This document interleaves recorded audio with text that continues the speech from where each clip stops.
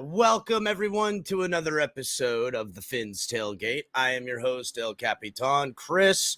And guys, a little bit of news happened last night. I'm sure some of you might have seen it. We'll get to that momentarily. If you guys are watching, make sure to hit the like button on the video. Help the algorithm move.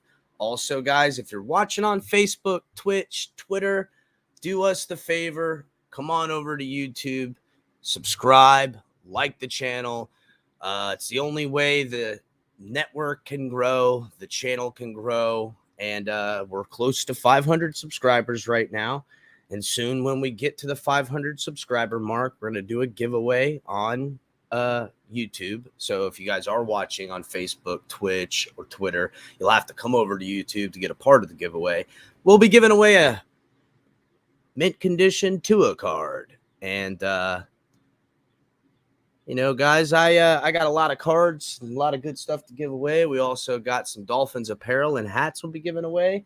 And we have now partnered up with Fanatics.com, and we're going to have some good offers coming to you guys here soon. The link for Fanatics.com will be in the description. And, if you guys have any sports team, not just the Dolphins, but any team that you enjoy, they got jerseys, hats, you name it, guys. They got apparel out the wazoo. And we're going to start representing that in a way. You'll see some new gear around between me and my boys. You guys get to see a little bit of what they got.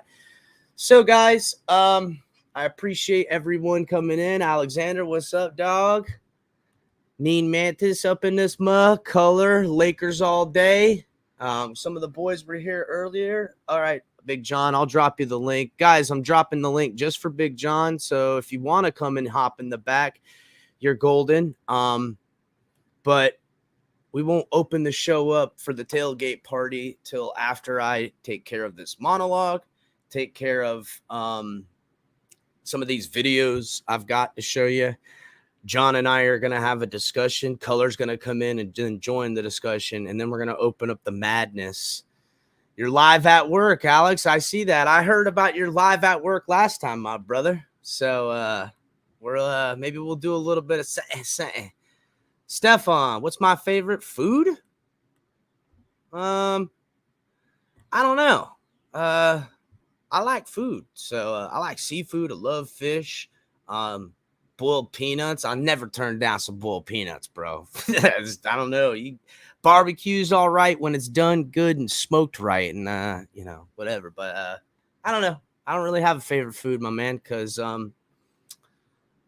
you know what it is? It's kind of like when you eat a fish and you're like, man, it's the best fish you've ever had. And to me, it's the best fish I ever had until the next best fish I ever had. So that's just kind of how I live it, dog. So quarter mile at a time. So anyhow, guys, last night, news came across, and,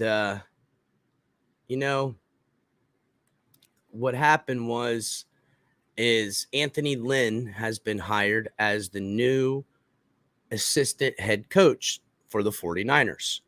So in more ways than one, there's a lot of writing on the wall.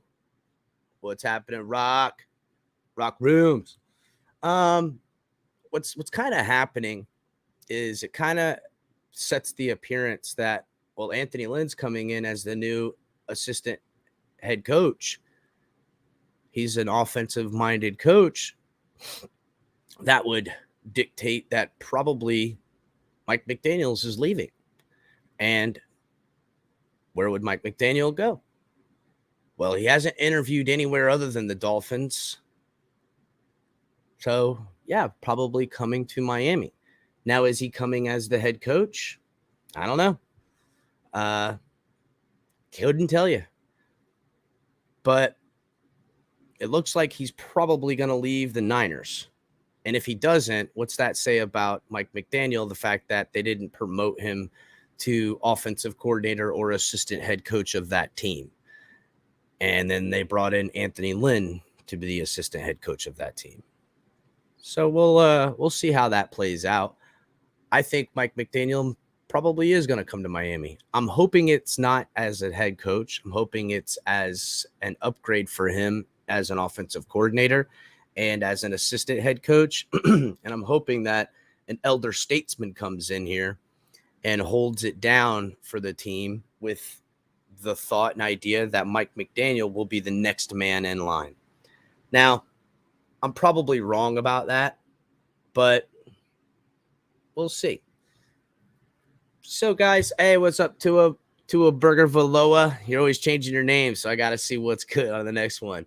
Guys, if you're watching on Facebook, I see the likes coming in and the love button and stuff. Please jump over to YouTube. I can't see the comments on Facebook. It really makes it limited for me.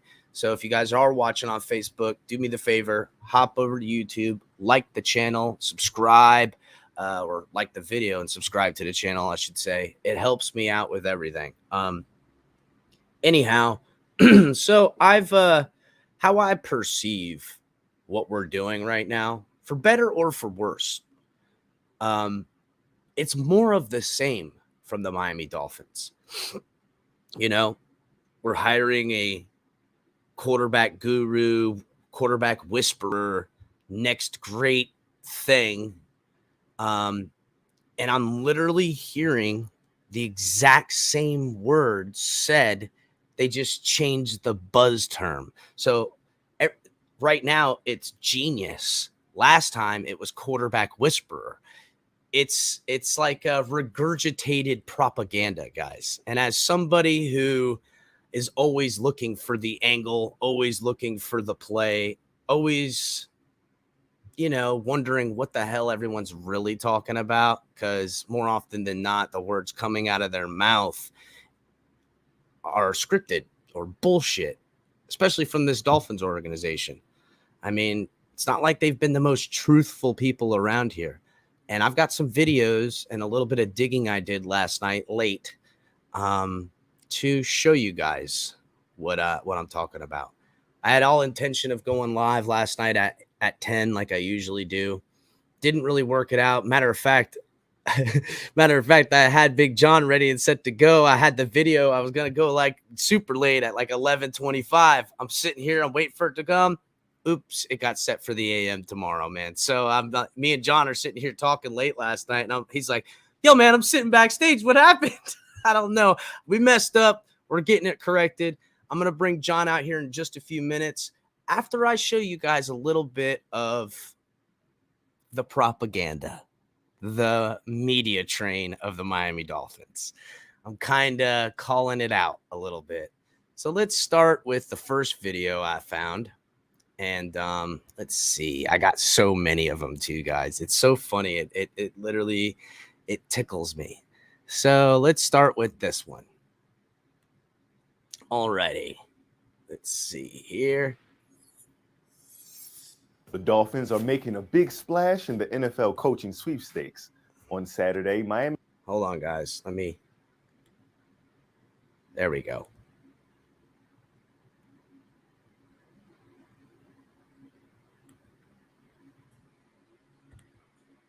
What's going on here?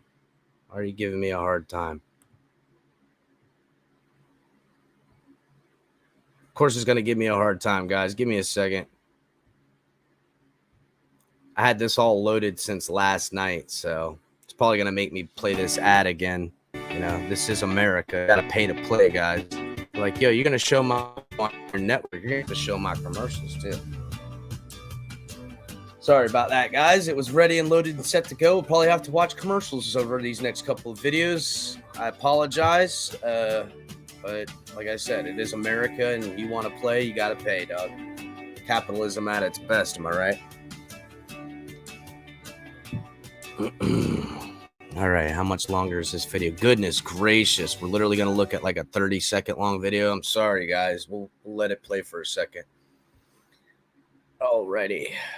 Should be popping up here in a second. But also on these videos, you're going to see where I'm getting my perspective, guys, of how it's regurgitated about this Mike McDaniel. It's the same thing I got with Adam Gase. And I'm going to show you where I'm coming from. And over these videos, you're going to see it. The Dolphins are making a big splash in the NFL coaching sweepstakes. On Saturday, Miami hired Chicago Bears offensive coordinator Adam Gase as their new head coach. Gase started his NFL career with the Lions before joining the 49ers, Broncos, and Bears. The 37-year-old is known as a quarterback guru and has worked with Peyton Manning and Jay Cutler. He'll be tasked with continuing to mold Ryan Tannehill, who is 29-35, in 4 years as the starting QB. Gase is Miami's 9th head coach since 2004 and the 4th straight to be hired by the Dolphins without previous experience as a head coach. He also interviewed with the Eagles, Giants, and Browns before landing in Miami. So in that video, I'm showing you guys essentially how that was up to 4 at that time. Now we have, 7 first-time head coaches in a row. So to me, it's not a wise decision. I understand. It's kind of the way I said it to John last night is that if you're shooting at the same target 1,000 times, eventually you're going to hit that target. So if we're doing if the plan is we're going to keep taking shots on first-time head coaching hires because one of these days it's going to work, that's good. But a lot of these coaching hires, first-time guys, not only did it not work out, but it ends in scandal. It ends in a hail of gunfire. It literally just falls apart at the seams. And I'm going to show you again a little bit more of this propaganda that I'm talking about, guys, because you're going to see as I show you all these videos. And the last one I'll play is Omar Kelly and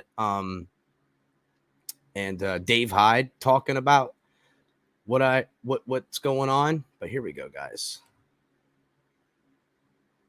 Coach in the 2016 cycle. So why were they attracted to Bears offensive coordinator Adam Gase, guy who didn't get the job last year with either the 49ers or the Denver Broncos, where he had done a very good job as quarterbacks coach and offensive coordinator? Well, the bottom line is this. Adam Gase is a guy who has proven that he can get along with everyone. He's gotten along and worked well with quarterbacks as diverse in personality and style as Tim Tebow to Peyton Manning to Jay Cutler.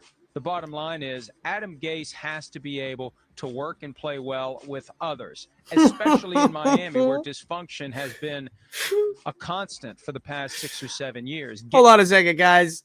I just got to say, did y'all just hear what I heard just now? Does that not sound verbatim what I'm hearing? Miami Dolphins are in dysfunction. We need someone who plays well with others around here. They're having dysfunction. It's literally word for word what I'm being sold right now. And then they throw a bunch of sprinkle some names on there. Oh, Jay Cutler and Peyton Manning. And I understand they're sprinkling names right now. They're like, don't you guys know that great players on the Niners love him so much? They'll sprinkle good players that everyone likes. What's the tight end's name? Goodness gracious, but Kittle. They're like, Kittle loves him.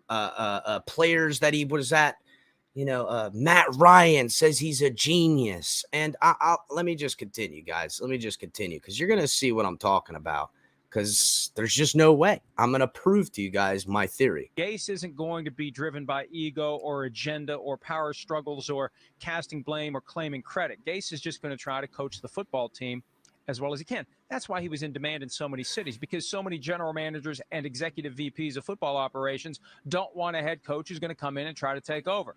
Gase is just going to come in and try to coach up the football team. And job number one will be to get the same kind of production that he got out of Tebow, Manning, and Cutler out of quarterback Ryan Tannehill, a guy the front office continues to believe in. The coaching staff in recent years hasn't believed in. Gase, if he didn't believe in Ryan Tannehill, probably wouldn't have taken that job. Okay, so there goes that video right there. As you guys can see, you know what? Mike McDaniel, it's already starting to write itself. Mike McDaniel came here. He's going to work with Tua. He's going to make Tua the best. I'm literally being sold and expected to digest the same narrative I've been sold before. Tua's unsuccessfulness isn't on him. It's on the coach we just fired. And then because they were going to have a harder time burning that coach that got fired, I mean, they had plenty of reasons to, as failure with the offensive line, failure with some offensive staff. But the numbers dictate differently, guys. It's Flores was a good coach. He coached that team well. And I got a little bit, I'm going to talk about what Flores here in a second. But let's check out the next video, because as you guys can see, it's starting to, round out in a, it's like a method. It's like a formula that these guys use. They build up this propaganda. They tell you all this stuff of how it's great and how it's work. Yet this dysfunctional franchise has fallen short again and again. And Mike McDaniel, to me, looks like a guy that comes in there, not just one man, but like solo in every way. He's not bringing a staff, so they'll be able to control him. And that's more of the same here in Miami, because to me, it's hashtag toss boss Ross. This guy is about control of his franchise. He wants to get the credit. So he would, when we talk about Flores micromanaging everything, it's not Flores. And I don't know, maybe it's Greer too. And I like Greer. I think Greer as a scout and chooser of talent and look and how he finds talent is pretty damn good at his job. But I think the micromanagement comes from the top. I mean, it's like any business. If I send someone to go do a floor that I've subcontracted, when they screw up, it's my fault.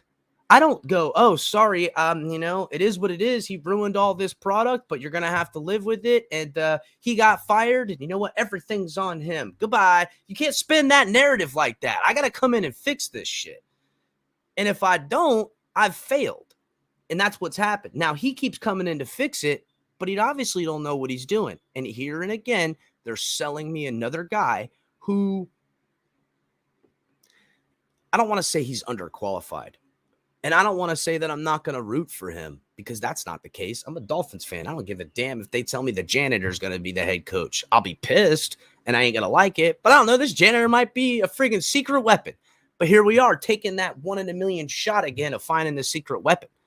Now, if they bring in McDaniel and they bring in some elder statesman to either be above him or beneath him to help prop him up, especially on a defensive side, at least I'll see a formula I've seen before being played. That's what the Rams did.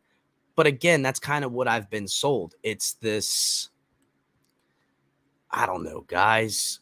Just keep watching, man. Just keep watching, because you're going to see exactly what I'm talking about by the time this is done. QB, this is your Dolphins quarterback spotlight. A lot of pressure on Ryan Tannehill this year. You could argue it's a make or break year for him in Miami. He has Adam Gase coming to town as his new head coach. That's a good deal for Tannehill, because Gase runs a very... Oh, hold on, guys. Technical difficulties.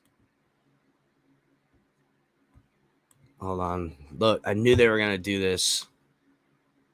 You know what? God bless it. They're going to whammy me. Man, whoever's got the site running on Sports Illustrated, they're pretty good. They're not going to let you just come in and watch their videos and put it on pause. They're like, you got to pay me extra for that, bro. Smart. I need to find out who this guy is, because that's how you make sure you get paid. America, guys. Damn, dude, it's a whole minute long friggin' deal, too. I'll let that. You guys get to look at my pretty mug, not we'll get past that point. But anyhow, y'all, I've got this and I've got 3 more videos after it. And like I said, the last video will be pretty much X's and Omar, but in a reporter capacity. You'll be able to get to see how even from the closest mouthpiece, reporters that by proxy, I don't want to say, listen, the Dolphins don't own the Miami Herald. That's for damn certain. But these guys got to play ball if they want to keep getting interviews. You know what I'm saying? For the QB, this is your Dolphins quarterback spotlight. A lot of pressure on Ryan Tannehill this year. You could argue it's a make or break year for him in Miami. He has Adam Gase coming to town as his new head coach. That's a good deal for Tannehill, because Gase runs a very quarterback-friendly system. And he does it through 2 means. The first is a lot of 3- and 5-step timing dropbacks. When you tighten timing like that, you sharpen the quarterback's decision-making. It's easier to get in a rhythm. The ball gets out.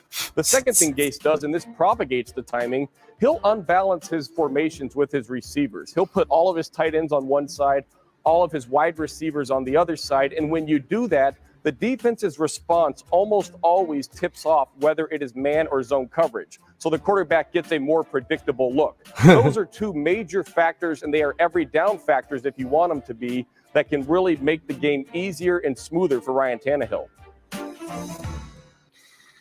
Yeah, essentially what he's saying, and as we know now, that means cut that field in half for Ryan Tannehill so he could stare that wide receiver down and pick the matchup he likes. That's essentially what that means.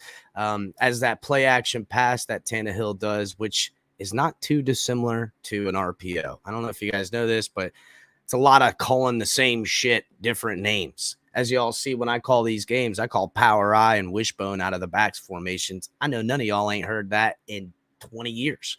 You know what I'm saying? Because when I was younger and I played football, when you ran the back formation out of there, it was a wishbone, it was a power eye, it was an offset eye, and then you dictated that with your tight end, who was either going to have a fullback, but times were different then. You know, you used to run 2 running backs in the backfield. Anyhow, so here comes the next video. This is Jason Taylor. I'm going to pull up here, guys. You know, because this is what comes next, essentially. After the hire is made, the other players will come out. They'll get questioned by the media on what they think of the new coach. And this is the canned answer we will receive. And I love Jason. He's a great soldier, but this man knows what winning football looks like. And you guys tell me if he felt confident in a young first-time head coaching hire. Where Dolphins great Jason Taylor was headlining the Jewish Federation of South Palm Beach County's Men's Night Out event. Taylor signing autographs and talking football with fans, of course, including about the Dolphins deciding to hire Adam Gase as their new head coach. You hear a lot of good things about Adam and what he's done in Denver and Chicago, and some of the guys around the league that have played for him and worked with him have great things to say. So, you know, we're obviously optimistic. Confident that Mike Tannenbaum hired the right guy and the search committee hired the right guy, and we'll see what happens.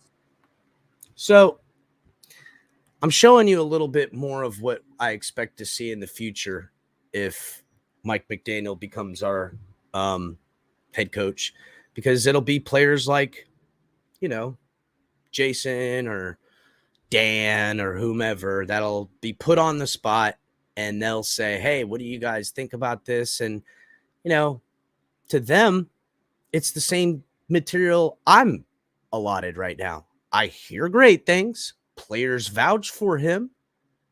And you can show me what he's been a part of and give him credit for that. But did he do that? Because basically, and this is where we get squirrely, guys. And this is what's wrong with this microwave society. And I got a whole rant on that right after I'm done with this. But I mean, I think we get bogged down in what they're selling us. You know, if I put together a hype video of how badass I am and playing the guitar, because I'm pretty good at playing the guitar, you guys would think I'm the greatest guitar player of all time, because that's how I can make it digestible. It's propaganda in a way. And I'm not a bad guitar player, but, you know, it'd be like, okay, you know, if I show you a quarterback doing all these great things and flash a picture of a guy who's associated with the offense and tell you, hey, he did that. How the hell does that even work? He didn't even throw the ball. I'm just saying they take away credit where credit is due from other people and give it to whom they want to fit the narrative of what they're trying to sell you. It's a buy-sell world. And I'm not saying Mike McDaniel isn't good, but I can't buy the fact that he's the brains behind the entire operation and that him coming here solo style going to kick the doors in and fix this whole dysfunctional organization that's finding themselves in the gutter right now. Not that I won't support the man. I just have my reservations. So I have one more video, and then we'll get to the Omar Kelly, Dave Hyde video. The Miami Dolphins have their coach, the Fins, announcing Adam Gase as their new head coach during a press conference this afternoon. Tonight, your Dolphin station has you covered. After what was a disappointing season today, the Fins said Gase is the right man to lead the team. We have live team coverage beginning with CBS 4 sports anchor Mike Cunio. He's live at Dolphins training camp with more. Hey, Mike. Hey, Maribel. Yeah, it was a disappointing season. 6-10. Dolphins missing the postseason for the 7th straight year. So, of course, they're looking for a new head coach. Now, Stephen Ross told us that he called his friends around the league looking for advice, and one name kept coming back to them, and that was Adam Gase. So not only do they think they made a big splash. So, and don't take this the wrong way, guys, but Stephen Ross calls his friends around the league, and who should I hire? Well, the good old boys dictate that Adam Gase is the next good old boy in line. So just a speculation, I know, but explain to me how Adam Gase got that second head coaching job. He ain't even around no more. How the hell do you get a head coaching job at all? I'll tell you how. Because the media propaganda and the good old boys, because he's one of my guys. It's like the mafia. It's like, hey, he's a friend of ours and he deserves the job and you're going to hire him. It's kind of like when in casino, when Rothstein is out here running this casino and they're having problems with the local gaming commission. He had to hire the guy's brother-in-law who's an idiot and had to give him a good paying job and position. And then he had to let him scam off the company because that's just the way shit works. Don't forget, guys, I don't care. You could you could church up a piece of shit all you want, but it's still just a piece of shit. So let's finish this video. And Mike Cunio, man.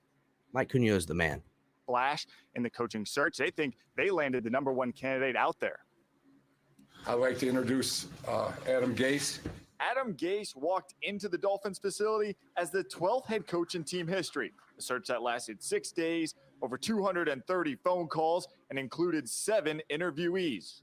We have spent hundreds of hours really talking about it, really looking under every stone, really trying to figure out who would be the best type of coach to lead the Miami Dolphins in the future. As I've told you before, I bought the Miami Dolphins and I own the Miami Dolphins because I want to win Super Bowls, not just make the playoffs. But with Gase comes questions about experience. He's never played in college or the pros, but has been in the business since he was 18. Being a coordinator both for the been in the business since he was 18. I mean, guys, are we fucking serious here? Denver Broncos and with the Chicago Bears, it's an accelerated growth. This business, age is only a number, but you get older really quick. While this 37-year-old may lack experience, he makes up for in work ethic and accountability, something he said he had to learn early on. I learned a long time ago. It's about what you can teach players, the knowledge you have, the work ethic you have. John Kitna told me in 2007, he said, players don't care what you've done in the past. They want to know how you can help them on the field, how can you make them a better player, and how can you get them paid. And you can do those type of things. Yep, you better walk that back. Guys will respect that. Feels good, baby. That's a long time coming. As for Ross, he's ready to win and is giving his new head coach complete control of the roster, giving his new head coach complete control of the roster. That's a fucking lie, because he ain't giving nobody control of shit ever, because if he did, I would see the control being made by his staff and people that are whatever, dude. We all know. Never mind. I'm just going to let the video finish, and then we're going to get the next one. Sorry, guys. It's fucking bullshit. Making it clear, there is one voice in the locker room. I will never pick a player. I will never call a play. I'll never pick a player. Hold on. Let's hear that again. I will never call a play, and I won't tell who. Hold on. I got to hear it again. New head coach complete control of the roster, making it clear there is one voice in the locker room. I will never pick a player. I will never call a play, and I won't tell the coaches who to play. I mean, is that right? That isn't my role. My role is to be supportive and giving them all the tools they need in order to win. Now, after Take it the home, press conference, Cunha. some of us were talking to Vice President Mike Tannenbaum, and I asked him, was there ever a moment you knew that Gase was a guy? He said, no, it wasn't a moment. Just after every interview, everyone in the room kept ranking coaches, and he every time he was at the top of everyone's list. So obviously the consensus here in Davie is he is their guy. So we will see if they can put it together on the field. Now, coming up later in sports, we'll hear what he thinks about Ryan Tannehill and the rest of the Dolphins roster. Maribel, back to you. So, again, be on the lookout, because if McDaniel becomes the guy, what up, Kojak? What up, Mark? What's up, Gio? I see you in there. Guys, make sure to hit that like button, please, please, please. Need those likes up, and get the video. If you're watching on Facebook, Twitch, or Twitter, please come over to YouTube, subscribe to the channel, like the video, get in on the conversation. Anyhow, guys, as you can see, this is where these are the videos that we'll see after this coach is hired, if it is McDaniel. This is how they'll justify it. This is how they'll go, yeah, you know, this is the yeah, Mike says there's only 19 likes, but 30 plus people in the comments. Please, guys, hit that like. Please, please, please. It's propaganda, guys. Don't kid yourself. And when you're a gajillionaire like Ross, you got the same type of propaganda team that a country could get. You've got money more than some countries. Shit, there's some whole swaths of nations that don't have the money Ross has got. And who is he hiring? He's hiring the best. Because when you get a job for the government and you're great at your job, you parlay that into what's known as the private sector. You get paid to be a whatever the fuck it is, mercenary, CIA guy, publicist, these political teams that come together to help people get, you know, it's lobbyists. It's nonsense. It's insanity. It was what it is. It's just, it's crazy. It's a madhouse! A madhouse! All right, so let's get to this very last video, and then I'll say a few things. I'm going to bring John on here, guys. And this is my favorite video because this is all of it in one.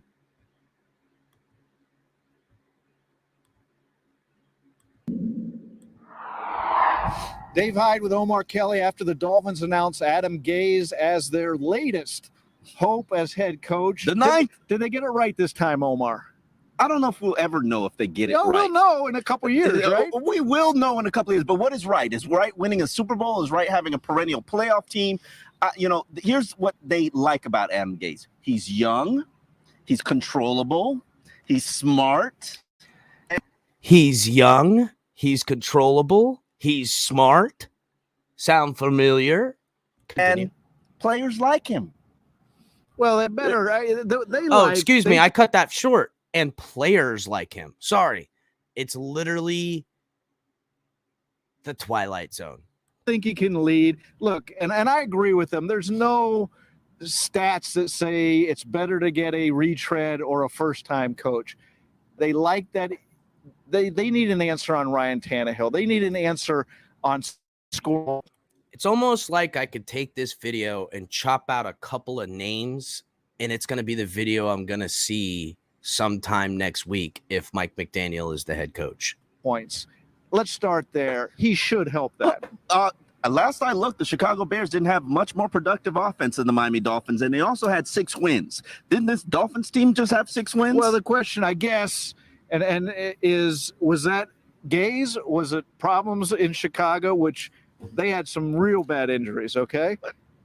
Okay, well, they didn't have an offensive line. There isn't an offensive line here. They had some injuries at wide receiver, and they've got Jay Cutler, who has talent. No offensive line. But hasn't put it all together. And I really don't think that Jay Cutler had a dynamic year. His interceptions were down. He ticked up better. Okay, yes. I agree. But this guy got this job because he coached Peyton Manning. Let's be real about it. And he coached one of the best offenses in Denver in NFL. And Omar Kelly will say, they'll go, this guy got the job because he coached underneath Shanahan. History with Peyton Manning. Now, here with Kyle Shanahan. He's not inheriting Peyton Manning, Dave. Well, I think that's simplifying the issue there. Or That maybe he only is. got it because he got Peyton Manning. Peyton Manning is a free agent this year. He got coached by Nick Saban. He was on Nick Saban's side. So He was the one coach that Nick Saban took from Michigan State to LSU with him. He's the one coach that Kyle Shanahan wanted to bring with him from Atlanta to the Niners. He's the one coach that followed Shanahan everywhere in his career. Which ends what I thought was a great joke, which was when Nick Saban said, anybody wants to go get on the plane from East Lansing to Baton Rouge, and nobody got on the plane. I didn't realize one guy did get on the plane. So that speaks very well of Adam Gase. He's smarter than everybody else in that Michigan. He's smarter than everybody else. Smartest guy in the room. Genius. What do you expect? What do you expect from Adam Gase in year one? Here's what I expect from Adam Gase. The same thing I've learned this from Brian Billick. What got you hired will eventually get you fired. This guy was. And pay attention what he just said there, because the narrative of McDaniel coming to this team is that he's a geek, he's a nerd, he's a football geek, he's just so smart. He works well with others. The players love. I mean, it's almost the same exact script we're being sold here. But then when they fire him, if it doesn't work, it'll be, well, he couldn't communicate well. I was going to pull up the firing Adam Gase videos, but we all remember he didn't work well with others. He sat with the iPad. The geek got too geeked out and couldn't express himself to the guys around him. There was a lack of communication. The defense faltered. Blah, blah, blah. Again. Hired to develop Ryan Tannehill. Hired to develop Ryan Tannehill Tua Tagovailoa. Doesn't develop within the next 2 years. Well, I think what he was hired to get an answer on Ryan Tannehill. Let's go with that. If he comes in and he says, look, Ryan Tannehill this past season was the guy, that he's the problem. And then Ryan Tannehill 2 years ago. So, and we know that that's a lie, because if Adam Gase came in there and said Ryan Tannehill isn't the guy, this upper management will go make it work. And you can't tell me I'm wrong, because Gase got fired and Tannehill was still hanging around. And it's just the way things go. Whatever. I'm just going to keep playing the video, because I'm telling you, it's literally the same exact. It's I don't see how everyone doesn't see what I'm talking about, of the Twilight Zone of this media team forcing the same shit down my throat right now. I don't like it. I didn't like the taste of it the first time. And because you are lukewarm, I will expel you from my mouth. Shout out to gangs in New York. Was the outlier. That he's not that good. Then they got to go out and get a whole new quarterback. I did think it was very interesting. We've been through these press conferences before where they sing these praises of these whack quarterbacks. He didn't say anything glowingly favorable about Ryan Tannehill. Which I was fascinated, because that would be the marriage publicly would have happened right there, which is, I love him. We're coming into work job because of him. Instead, he did a smart thing. He sort of stayed back. We'll see, right? Yeah, he was like, I don't know. Well, let me evaluate it. So we'll see, right? Definitely. And we'll also see, to me, the big thing, who's his defensive coordinator be? Is he going to get some older people on the staff to help him? Because that's my biggest concern about rookie head coaches, other than the fact that they don't know what they don't know. Can they put together a quality staff? I think he's got more. And I just want to point out, guys, and there's only 3 more minutes left on this video, but 2 more minutes left, but it's still the same concern. Can McDaniel put together a quality staff? Are they going to have some elder statesman come with him? Are they going to be able to, make it work? Because you're essentially taking a defense that worked good with a defensive-minded head coach that ran it, and when he didn't, we got pissed. We're like, Boyer's calling the plays. What are you doing, Flores? I mean, anyhow, let's just finish this video, guys. I'm burning out over here. He's got so many tentacles with so many teams that I think he's got a chance. And plus, there's seven head coaches that are searching. So there's about 7 different organizations that have 15 people who are looking for jobs. But he has tentacles with other teams, but he was a very good. young coach with those other teams. But if he's that bright-minded everybody talks about, you want to hitch your wagon to him. Is he going to be able to tell Ndamukong Suh to get in his face? And so is he going to need somebody who does that? Absolutely. Okay. A defensive coordinator, defensive line coach, somebody Ndamukong Suh respects. Someone with some gray in their hair. Yeah, somebody Ndamukong Suh respects and believes in. But that's a defensive side of the ball, which is a good question. He's going to call his own play, so that's going to be interesting. So the offense is totally going to be on him. The 53-man roster, no big deal, is going to be on him. So it was on Philbin. Let's not pretend that's a big deal. Let's not do that. It's on Philbin. That's on Flores. They gave him some power. Well, they gave him the job, and they were the first ones to offer him. Adam Gase would not confirm that anybody else offered him. It would hurt his agent, Jimmy Sutton, who was clearly negotiating with Steve Ross, who, Steve Ross likes to negotiate against himself a lot of times. We all know that Steve Ross paid big, made the offer. He said, if you like somebody, why wait to make it competitive? Well, the bottom line, they got a guy at the start of the process they liked, and they got the guy they wanted. So we'll see how it works out this time. Omar Kelly, Dave Hyde. So this is what I got, guys. We live in a microwave society. We, you don't even have to go out to dinner no more. Freaking these delivery companies will bring that right to you. Got to pay the VIG, but you can totally get comfort. And when we sit here with scandal at our doorstep, we have, and this scandal's only going to get bigger. And I know there's not so much of the racism part attached to the Dolphins. That's more of the civil class action we'll see. That'll probably grow legs, and hopefully some good changes will come from that. But at the same time, we're connected to a criminal scandal. And I know it's very quiet, hush-hush right now, but that's because the media propaganda, the NFL and ESPN and all these things aren't going to report and dig deep on something like that. Flores is out on his own because he's going after the machine. And I love me a renegade, bro. That's why I like Flores in the get-go. I do have my criticisms of him in his coaching and what he did here on the field for the Dolphins and how he messed up. And he didn't play the politics good enough to be still here. And that's what got him fired. If he'd have played the political game just a little bit more, he could have probably still refused being offered to throw games. But this political game, he didn't play it well. And that's why we got a lot of this nonsense coming out about him. But in this microwave society, the problem that we have is that microwave's awesome. Nukes your food, you're ready to go, you get to eat something, and you're having a good time. But when the microwave's broken, a la the Miami Dolphins scandal, you put your food in there and you get it out, and it's hot to the touch, like ooh, this bitch hot. You take a bite, the inside is ice fucking cold. Because that's what it is. It's hollow promises to me, Miami Dolphins. It's hollow in the sense of how you're selling me the same bag of beans, bro. It's the same magical bag of beans that this guy's going to come in here and take it over.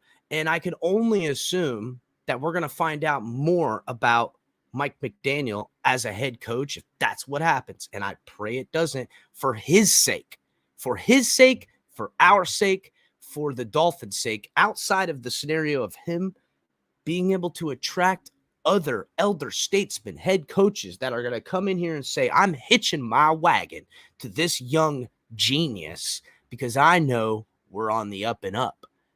If I don't see follow through, if you're going to sell me Mike McDaniel, insert head coach here with the staff we got, you can expect that hot pocket, that pizza roll is going to be ice cold in the middle because that's just the way it is, brother. I'm going to bring on Big John. Color's going to come in a little bit after that. Guys, please hit the like button. I appreciate everyone coming in.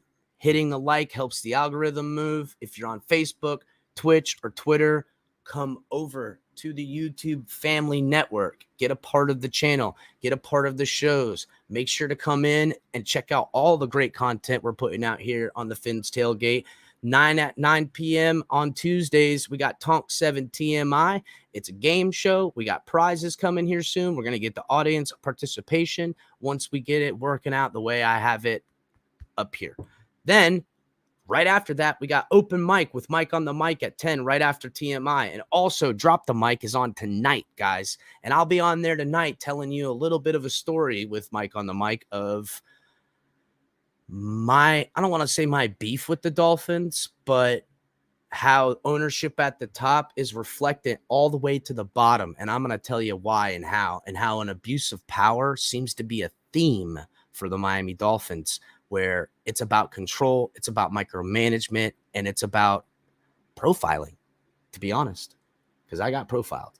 And then also, guys, every Thursday at 10, we got cash and tickets. Keep your eyes peeled because Super Bowl week is upon us, coming here shortly. And my guys and I and the rest of us are all getting together. We're going to run a Super Bowl betting show. We're going to go over the props. We're going to make our bets. We're going to get, insane on it. And soon, guys, probably on Thursdays, that's the day we're trying to work it out. We're going to have late night color commentary. Everybody loves color. Color's the man. Getting that beautiful Barry White voice you got. Hey, baby. He's going to come out here, and his intelligence to carry on the conversation gives a perspective that we value here, like everyone. That's why we drop the link. That's why we bring people in. I want you guys to tell me why I'm wrong. I want you to tell me that, tell me how what I have just given you guys, how I'm wrong, how this is not the Twilight Zone, how we're not just spinning our wheels and looking at the same scenery thinking we're going somewhere. We're stuck in mediocrity. We're stuck with scandals, and it sucks. John, you ready to come in here, brother? Man, that was it, man. You got me nauseated, bro. You got me nauseated, bro. Yeah, I know. That's why at the end of the day, bro, everything you put up there is fine, but Mike McDaniel is not Adam Gase, bro. There's no way. There's no comparison. They can sit there and see. They can say the same shit. Like Omar Kelly can say something. They can say something. They can put up 17 videos. They're not even in the same ballpark. Yeah, but I don't give anybody credit unless they earn it. So trust me, when you revamp Kyle Shanahan's offense and you fix shit that they thought was no need to be fixed and you make it better, he's like BASF. We don't make a lot of the products you buy. We make a lot of the products you buy better. That's him. So I don't care. Beautiful line. You know what? Beautiful line. I'll stay quiet and you can put up another 40 videos. It doesn't matter to me. Well, no, John, I've already told you in more ways than one, I haven't even given Mike McDaniel his fair shake. And mostly is because I'm not certain or believe until he's up on the podium, I'm not certain he's going to be the guy as far as the head coach. And if he is, I'm still not going to be certain he's going to be the right head coach. Man, listen, if Lynn is going to take over his position already.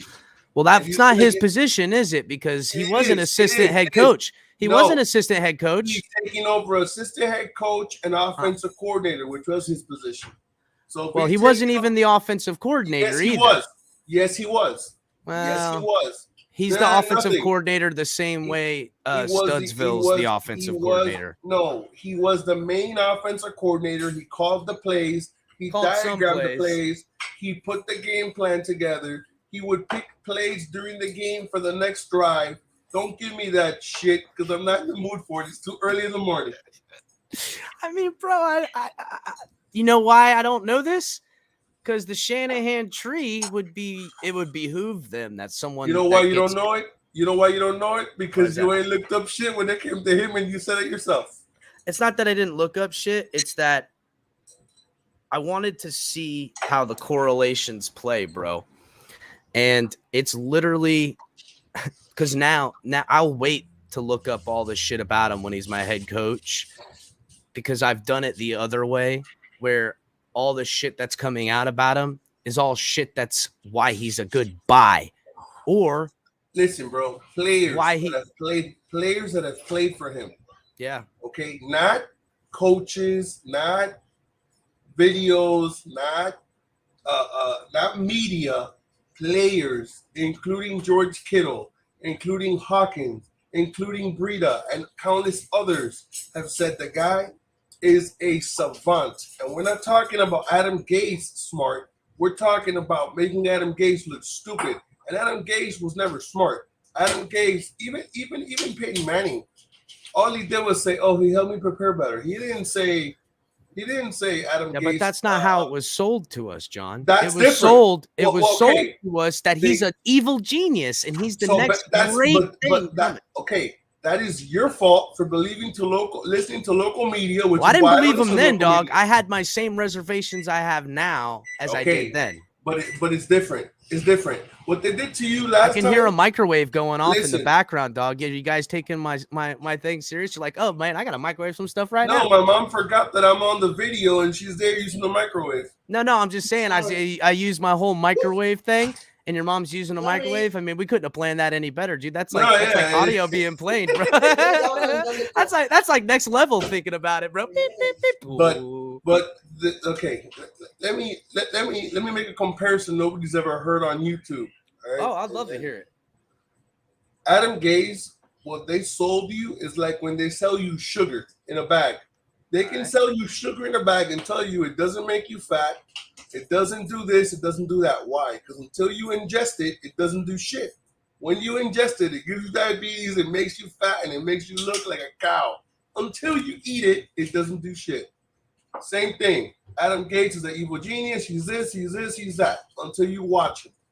No, they're not the same, bro. I'm sorry. I mean, I'll wait for you to put up another 6 videos. I got nowhere to go. Oh well, wait till after he gets hired. Oh, look! If you look at my video, look in the background. There's a dolphin cover right there. In the background? Yeah, I see it. Look. Yeah. I've got one on my thing, and I got another one in the house. Yeah.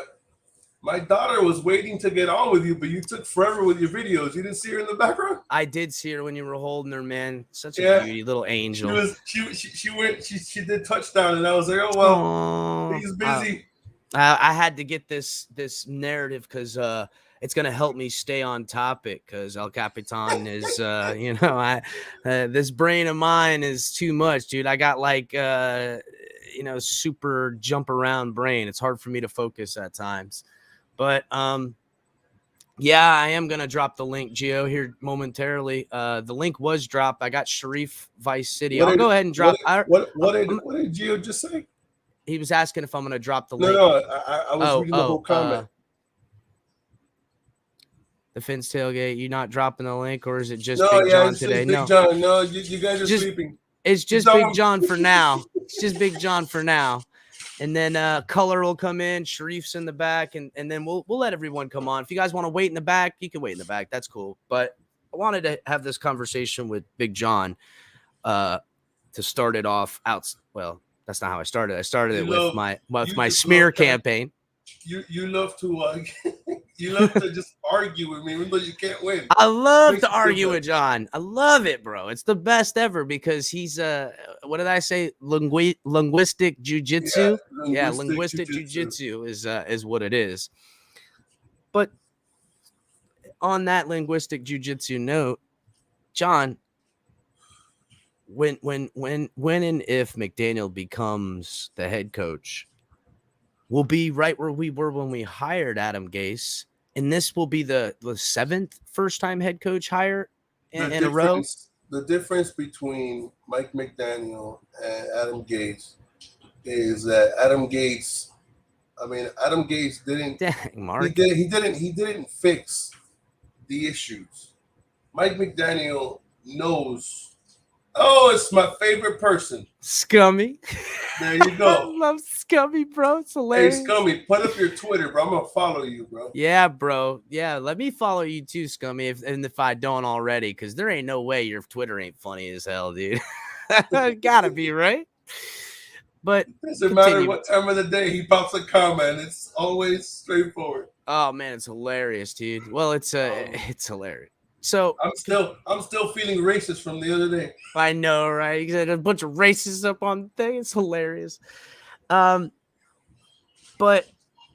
you know, it's kind of like what I seen happen with Flores on his way out, and you know, It feels kind of like talk. It feels like I talk, and you guys have 6 ears each, and nobody listens to what I say. Oh no, I hear everything, dog. Both things, whether I'll change my mind or not. Both. Well, you shouldn't, because both things can be correct. That's true. That's true. He was made an offer according to him, which multiple people heard, because it hasn't been proven according to him. But at the same time, he was an asshole the entire fucking year. It's got nothing. Like I said, I said it the other day. As much credit as I want to give Stephen Ross for if you're not cheating, you ain't trying. I get that. You offer them money to lose games. That is something that I find despicable. The whole Peyton Manning thing, I get. Tom Brady thing, I get. He ain't the first one to try to erase the gray line and blur it. I get it. Belichick deflated footballs and Tom Brady was throwing around testicles. I got it. But at the end of the day, what you did this year is what I'm judging you on. Because nobody knew what he did, the offer, until last week. And it doesn't change anything. They're Well, both who's right. to say that well, first of all, like I said, I don't know if he I don't know how it came across. Maybe Did you read what Tom put up, which is true? I'm gonna get to that here in a second. I don't know how it was delivered. Maybe they made it a lighthearted thing to test it out and see if this guy was willing to play ball, to leave them an out so it could be speculated that, oh no, I didn't really mean throw games for $100,000. It was in a joking manner. But to me, it looks like no matter what, and everyone can agree, Flores wasn't playing ball for some reason. And he found himself on the outs, and he probably caught wind or knew that the team was talking about getting Deshaun Watson.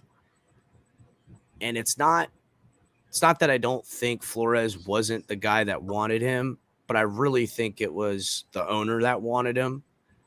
And once they didn't get him after the trade deadline, Flores probably figured, oh, I know what time it is. I'm the fall guy. And because I didn't play ball and they're not going to get that quarterback, they're going to move on from me one way or another. And especially if the coaching staff wasn't talking to him, the ground started to shift beneath his feet. At the end of the day, that doesn't make any sense. That's not even. How's that not make sense? Because it's not correct. At the end of the day. Well, how do I know that's not correct, John? Because I'm telling you. Because people tell me, and I'm telling you.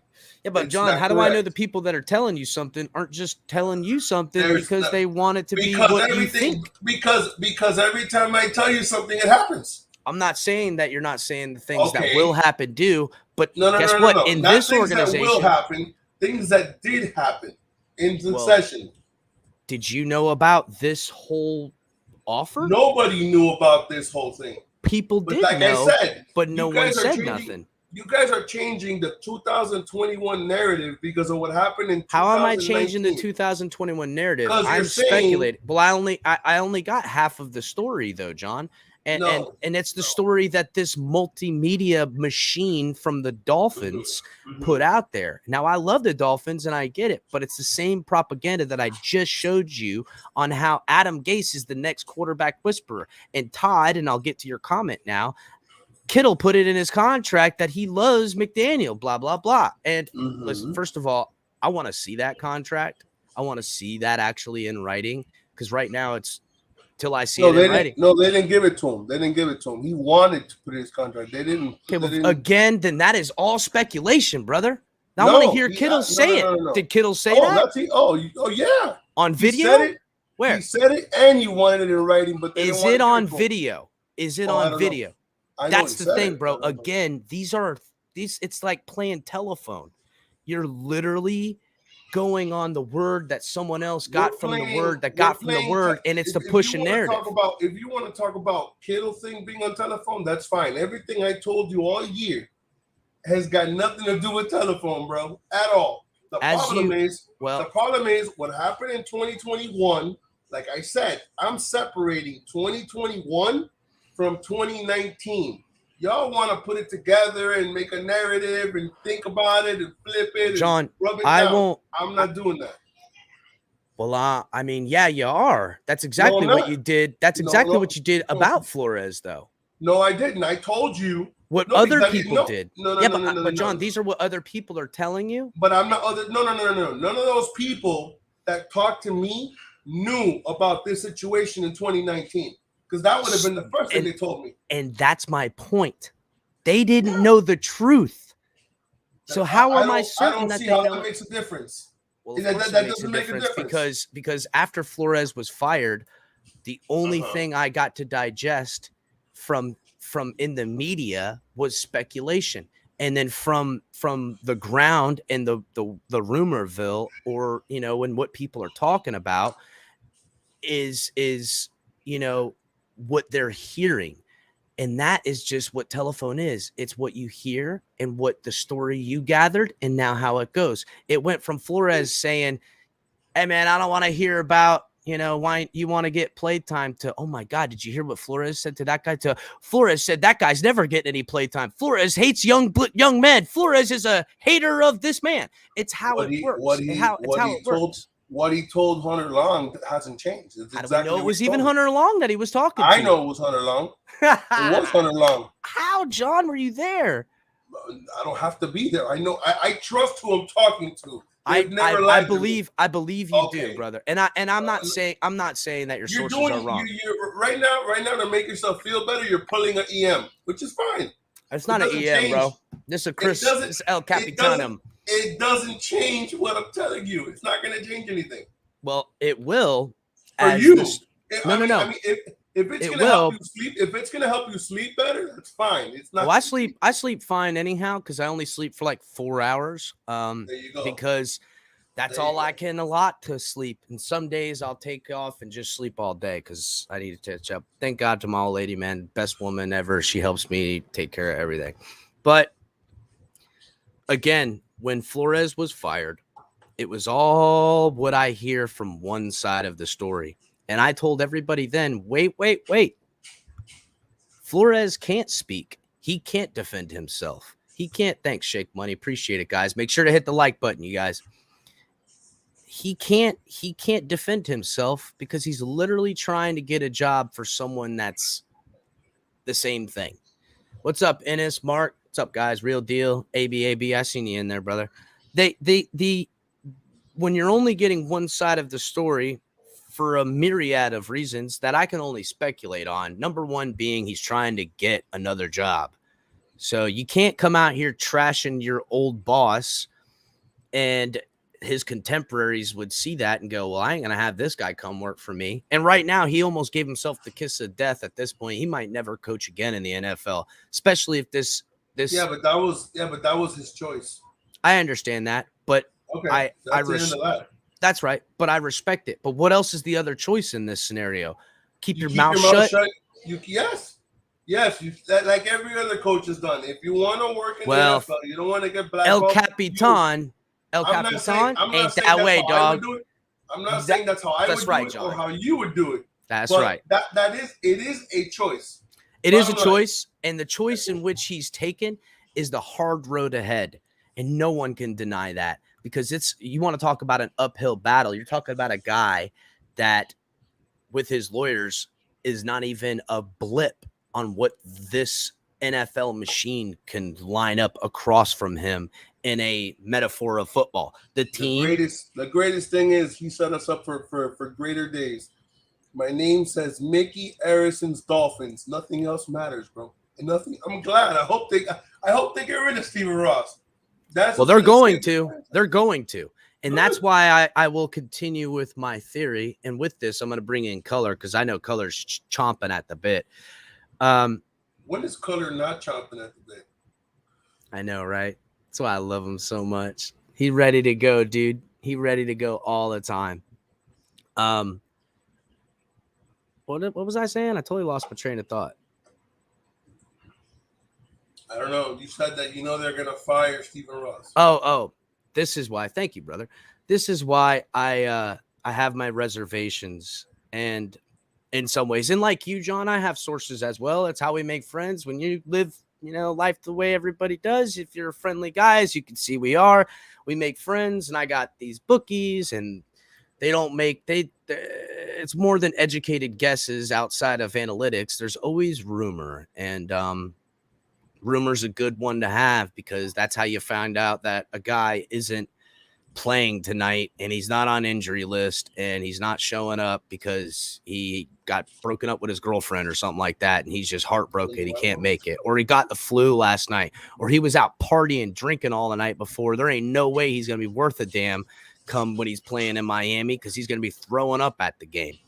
My point is that I heard long ago that that Harbaugh is not staying in college. And I know that there's reports coming out about him going to the Vikings, but the only report I can see is the quote is that I'm not gonna go and do what I just did for the Vikings. And to be honest, what I perceived in the interview for the Vikings was that they're not getting head coaching candidates coming into the building, and they needed to pump it up and put a big name on there so they could sell it to other coaches, say, look, even Harbaugh thinks we have a winning organization around here.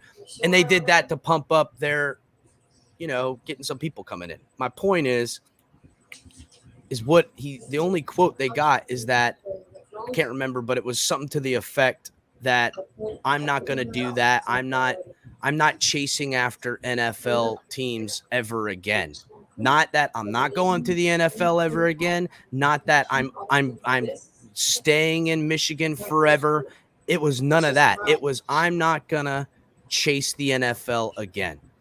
And I would imagine Harbaugh wants full control, wants a 10-year contract. He wants that John Gruden contract. He wants to be able to dictate his players, his personnel, his GM. He'll keep the GM we got, but the GM will answer to him. And as Ross could and should see the writing on the walls that they're going to force his ass out of here. What is Ross's one true desire outside of a Super Bowl? It's Harbaugh.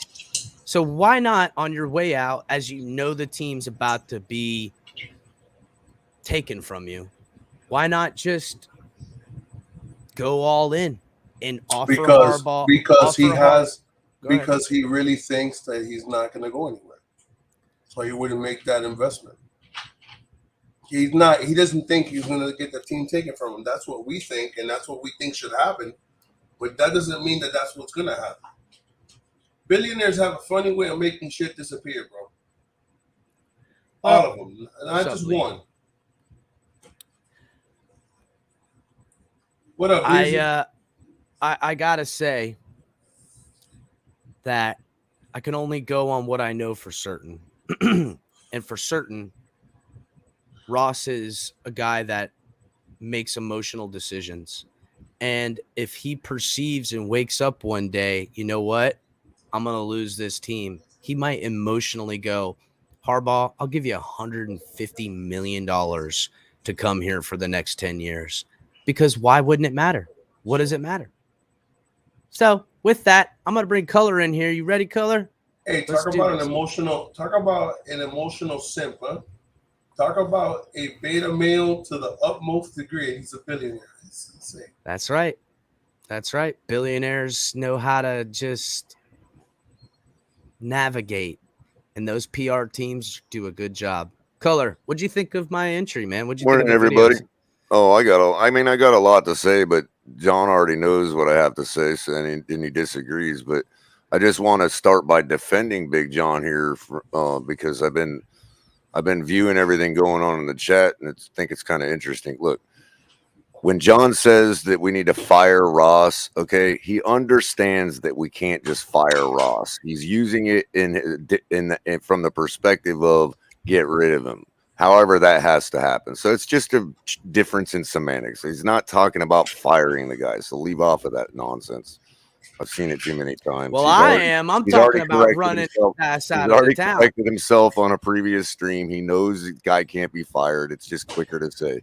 Yeah, you can't fire someone that owns their shit. But what we can do is hit them where it matters. And everyone's like, oh, yeah, their wallet. And I don't want to go down that road. I just wanted to point out that John knows what we're talking about when he uses the word firing. Okay. John ain't shook, dude. They can't get under John's skin. Yeah, I know. But I just wanted the chat to stop burning calories on it. That's all. I don't care. Listen, let them burn calories, dog. It helps the algorithm. Let them go. But I do find it interesting that the only and John, I really do respect everything that you know, everything you know, your intellect. I've never meant to try to question you on that, and I don't doubt that you have a certain perspective as to what's going on in in 2021 as opposed to 2019, and probably and for yourself don't really see a correlation, and I understand that. That's that we're all human, we're all different, we all perceive things differently. But I do find it interesting that the chat, once we got to the point of understanding that, wait a minute, everything that we're holding Flores responsible for, that he's held responsible for in the media unfairly, in my opinion, is a product of the original slight. Okay, so once we always get to that point, I've noticed that the chat all of a sudden, see, when this first started, I was thinking to myself, wow, this dead horse again, huh?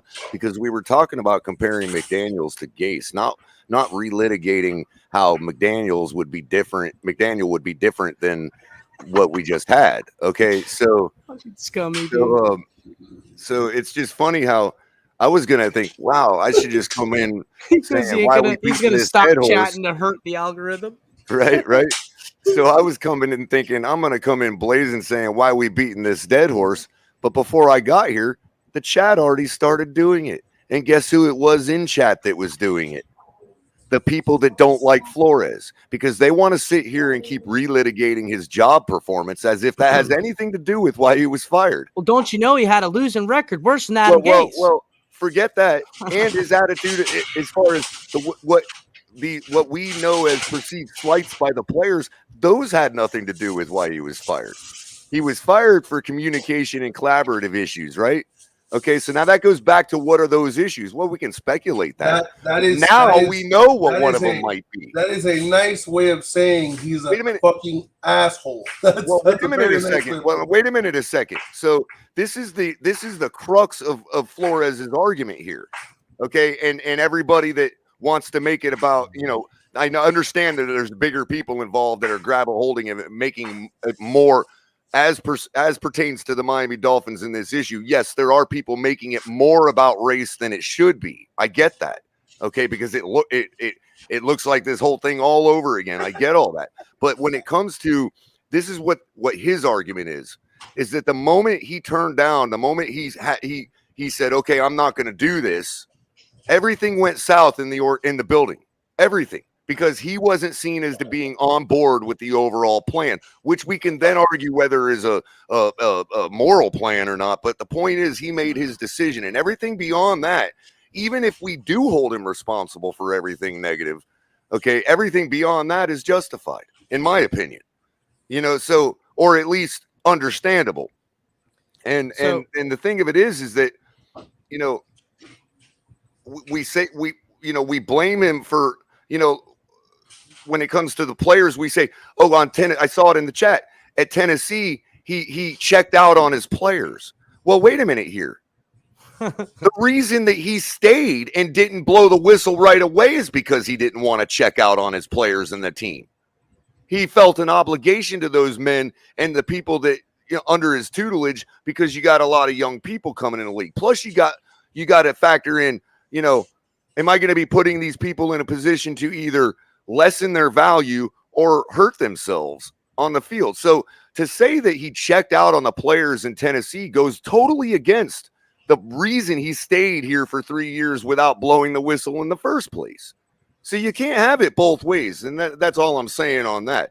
Now, I would like to stop beating the dead horse of Brian Flores if we could and talk about Mike McDaniel as opposed to Adam Gase. You can't stop the Brian Flores dead horse, because whether you like it or not, Color, we are going to be mentioned in every video they show him in the NFL will have this logo on his head. I get it, but as pertains to today's conversation, obviously. No, I agree. The chat's saying it's beating a dead horse. So, I wonder why though, because they know, in their hearts, they know at their fundamental levels that what I'm saying is right, but they don't want to take that position because of their love for Tua and their support for Tua, which means I have to be anti-Flores.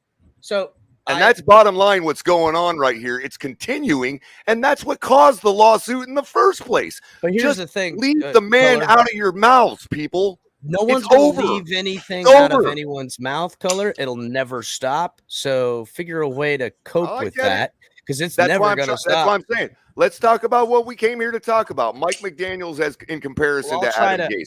I'll try to. Well, it's not, because it is in the thing about Flores's fight. It actually is. I get you. Description. But right. But if I'm going to be seen as the one that's getting all volatile about it, then I want to move on, because I don't want to be the next guy to everybody saying, "Oh, well, look at this honk," or whatever. You know what I mean? Dude, so they if call people you are going to honk talk about it, I'm going to say what I have to say about it. Call him honk. So listen, and I'll try to end this for Flores on this point. Do you want me to talk about Flores, or do you want me to move on from it? Well, here's the If problem. I'm going to be made out to be the asshole for talking about it, then I'm not going to talk about it. Here's the thing. Hey, if you're the asshole, I'm always an asshole, so I don't care. I'm just saying. But here we are, a bunch of assholes, and who should be on this screen with a bunch of assholes? Flores, because isn't he an asshole too? Maybe. I don't know. Because it's the same machine. It's the same machine that wanted to cover up their possible crime that is feeding everybody information, including Big John. Preach. So real quick, and this is what I'm noticing, because they're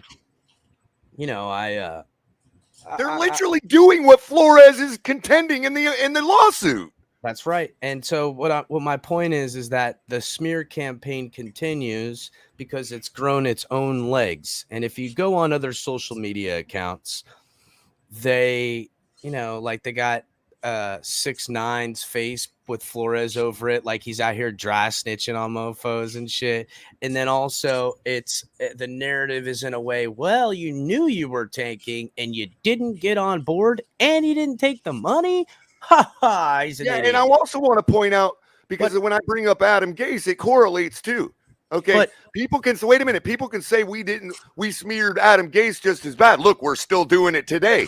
However, but he got a Gase coaching job. Hired in a week at the Jets. And guess what, people? Guess what? You want to compare Mike McDaniel to Adam Gase? Have any of you bothered to look at the news lately? Guess who's about to be considered for the offensive coordinator position in New England? Guess who? It's Adam Take Gase. a wild guess, It's since Adam you don't Gase. bother to look at the damn news. So here's where Color's anger comes from. Take a while. I want to see chat. I want to see chat's guess. I want to see people guess in chat who I'm talking about. I hope that you don't say Brian Flores, because it is. I know. It is none other than Adam freaking Gase. It's a joke, Color. I know who it is. Color's shot out of a cannon. How many cups of coffee you had this morning, Color? Not enough. I'll tell you that much. So, not enough of the right kind of coffee anyway. Hell yeah, you need to strain out that other coffee, man. You gave all your supply to the Packers. That's how they laid an egg against the Niners. So So, anywho, you know, I see on social media the constant demonization of it, but now the new tactic, and I've noticed this in social medias and Twitter spaces and all this stuff. You have people speculating as their experts. They're like, yeah, I know this, or my favorite one, and this is one I see a lot, and I saw this same exact one about Brian Flores that I'm seeing now about Deshaun Watson. All these legal experts come to the forefront, and they're like, yeah, you know, I've been a lawyer for whatever, and I do this and I do that, and then they proceed to talk like a fan. And I gotta be honest, I don't know any fucking lawyer that would put on tape or even put his audio in a way where it would put him in a negative light, showing him becoming emotional, showing him have opinions that he's willing to make outside of knowing the facts beforehand. Now, I have seen some lawyers and how they do the linguistic jujitsu has been very professional. Where like that chick, wait a minute, Chris, I gotta wait that a minute. chick, that real chick deal, on real deal. Reason What show am the I other night? protecting him from? She Real was- deal. What am I protecting him from? Elaborate. What am I protecting Flores from? Well, you can't protect Flores, first of all. Hey, I'm just asking the question. I don't know. Who are you asking it to? Real deal. Put up Real Deal's comment. Well, who let am me I finish my protecting thought. Flores from? I mean, protecting Flores from your love. I don't know, bro. I mean, that's the Real Deal Holyfield. What do you want, dog? I mean, Color, you're taking me off topic again, bro. Help a brother out. I got a hard enough time figuring things out. I don't need your help throwing me off topic. And Sharif, Brian, and EM Baller, I'm gonna bring everybody up here in just a moment. But you know, Flores, damn, Color, you done fucked me up again, dog. I don't even know what the hell I was talking about. What was I talking about? What was I talking about? I can't remember. Got me, dog. Damn, Color done simped my thought. It sucked it right out of my head. I'm sorry, but there again, it goes right back to here's the response to my question. Yes, Watson, I support Flores, but it wasn't good enough to get us to the Super Bowl. Listen, get us. Well, look, first of all, and they make this nothing. correlation. They make this correlation that Flores has a worse record than Adam Gase, but everyone wants to throw out the first season of Tua, erase that from the measurement of him. But we can't throw out the explosion of the team where the entire league is saying that this is criminal what they're doing in the Dolphins. I mean, at the end of the day, you can't. Even if you want to throw out Tua, you can. But at the end of the day, yeah, but Brian it's the Flores, same metric I get. Wait. Let me finish. Brian Flores, the only quarterback he has a winning record with is Tua. So, I mean, listen, honestly, that is a well thought out example. And this is why I love John. John can find a great example that there's no argument with that. I can't argue that. But what I can argue is how many of those games were won more because of his coaching and defense and the team outside of Tua. That I can't argue. My point back to it is what I was making about lawyers is I see people coming on here faking. And that's okay. That's what social media is for. You're supposed to come out here and fake who you are quite a bit. What saddens me is that, especially on a platform like I have right here, I want you to come out and be you and tell me your opinion, and I will value it the same as some, bigwig Yale lawyer, which I won't in the context of the conversation. When a lawyer is someone that has something and I'm asking legal perception, I want to hear it. The problem I'm hearing is on, I'll use Twitter Spaces as an example. Guy comes in, his profile says he's a civil lawsuit lawyer, whatever. And then he declares himself the expert on Twitter Space, and everyone asks him the questions. I'm listening to this guy. If this guy's your lawyer, you're fucked, because no lawyer's got a mouth like this that talks like that can, that talks in this way with these cadences, can freely, willy-nilly make assumptions upon only having an example of what they perceive. Lawyers don't make assumptions. Lawyers don't make what they perceive to be. They might use examples. Matter of fact, they use that a lot as examples of past cases and stuff like that. But when you're talking about speculation and going, well, this is what, this, and it's sided. And I see you out there to and on. I see you guys out here trying to side a narrative to what you really want is Tua to run the whole fucking organization. And that ain't a winning formula. And I'm not saying Tua ain't going to be the greatest. I'm not saying he can't be the greatest. I'm saying this ain't how it's done. And it ain't how it's done with the owner. He's trying to be head honcho too. That's not how you build a team. And as the Fins tailgate, as I build my team, I am a team player. Am I not, Color? Am I not, helpful in this way? My point is, guys, Big John and I are civil enough. I consider him my friend. You know what I mean? And I want people to come in here. There's things bigger in life than football, guys. You know what I mean? There is, but when I see people in places pretending to obviously be what they're not, because there's just no way, guys. That mask don't fake me. Okay, that because you looked up a couple of words and watched, whatever the hell lawyer, Law and Order, and you could throw around a couple of terms. It's nonsense, guys, and it's belittling to you guys. We care about your real opinion and who you really are, and if you are smart enough to understand law and have an opinion about it, I'd rather hear that than you tell me, yeah, no, I've been practicing law. I don't practice it anymore, but I have, and I used to be this. You can't find me on Twitter or whatever, and you can. Listen, guys, in the world of the internet day and age, just because you got a fucking website, it's like back when I was growing up. Guys used to pick up chicks. They'd be like, hey, baby, I'm a photographer. Here's my card. Come by. I'll photograph you. Next thing you know, you're in a situation and you're take your clothes off, baby. I mean, wake up, people. Wake up. Land of scams, bro. Land of scams. I see through your bullshit. Don't play me. El Capitan won't get you can't pull the veil over my eyes. You ever run that game? I don't remember ever running that game, man. I live near Daytona Beach, bro. Guys would go around playing that game all the time. Girls coming in from college on spring break. They're like, I'm a photographer. Here's my card. Here's my card. Oh, because you got a card, you're a fucking photographer now? Bitch walked here from this house around the corner that he shares with 4 buddies. Okay? I got a card. I'm somebody. And listen, and I get that. Grow yourself, be it. But that ain't what Jonathan photographer was trying to do is get pictures of naked chicks and try to get them to do the nasty with them. That's what he was trying to do. Sharif, Brian, EM Baller, what's up, fellas? What you guys think of the intro? You guys, I'll start with you, Sharif. Yeah, man. It was all fire for me. First of all, I respect John's opinion and color. Color is like I know you in the next life, buddy. So my quick take is this, right? I really don't mind the media selling and the Department of Propaganda of the Dolphins selling Gase, and then in turn selling McDaniel to us. But what I really don't like is the total dysfunction. It's just the total dysfunction from up top straight to the bottom from Stephen Ross.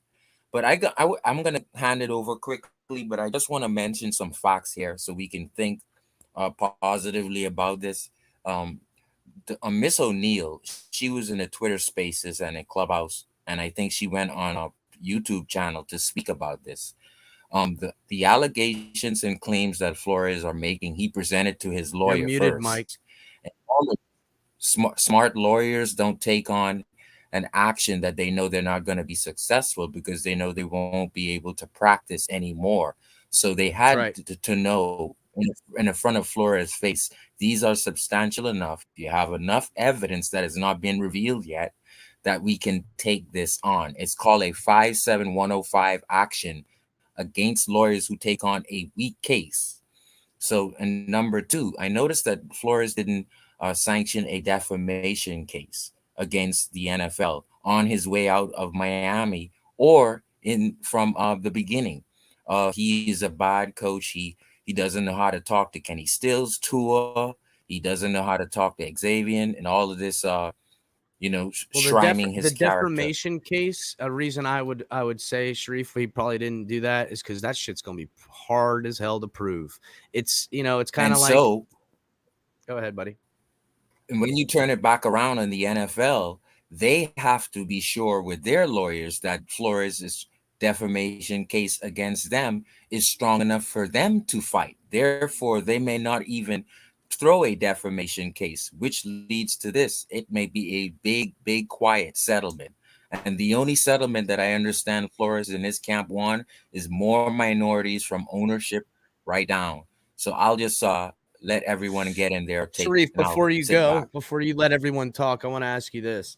Does Flores seem like the kind of guy that's willing to put his name and his face out there on public networks to not take the fight to the end? Doesn't he look like the kind of guy that said, to hell with defamation of character and to hell with making money, I'm going to make it right. I'm going to make it right. And my take is he has a lot more emails with Greer, which I'm hearing from one of his lawyers. He has a lot more transcripts, meaning Belichick, beyond the text that he got. This is the Giants communicating with Belichick. Flores has those. Belichick is willing to work with Flores.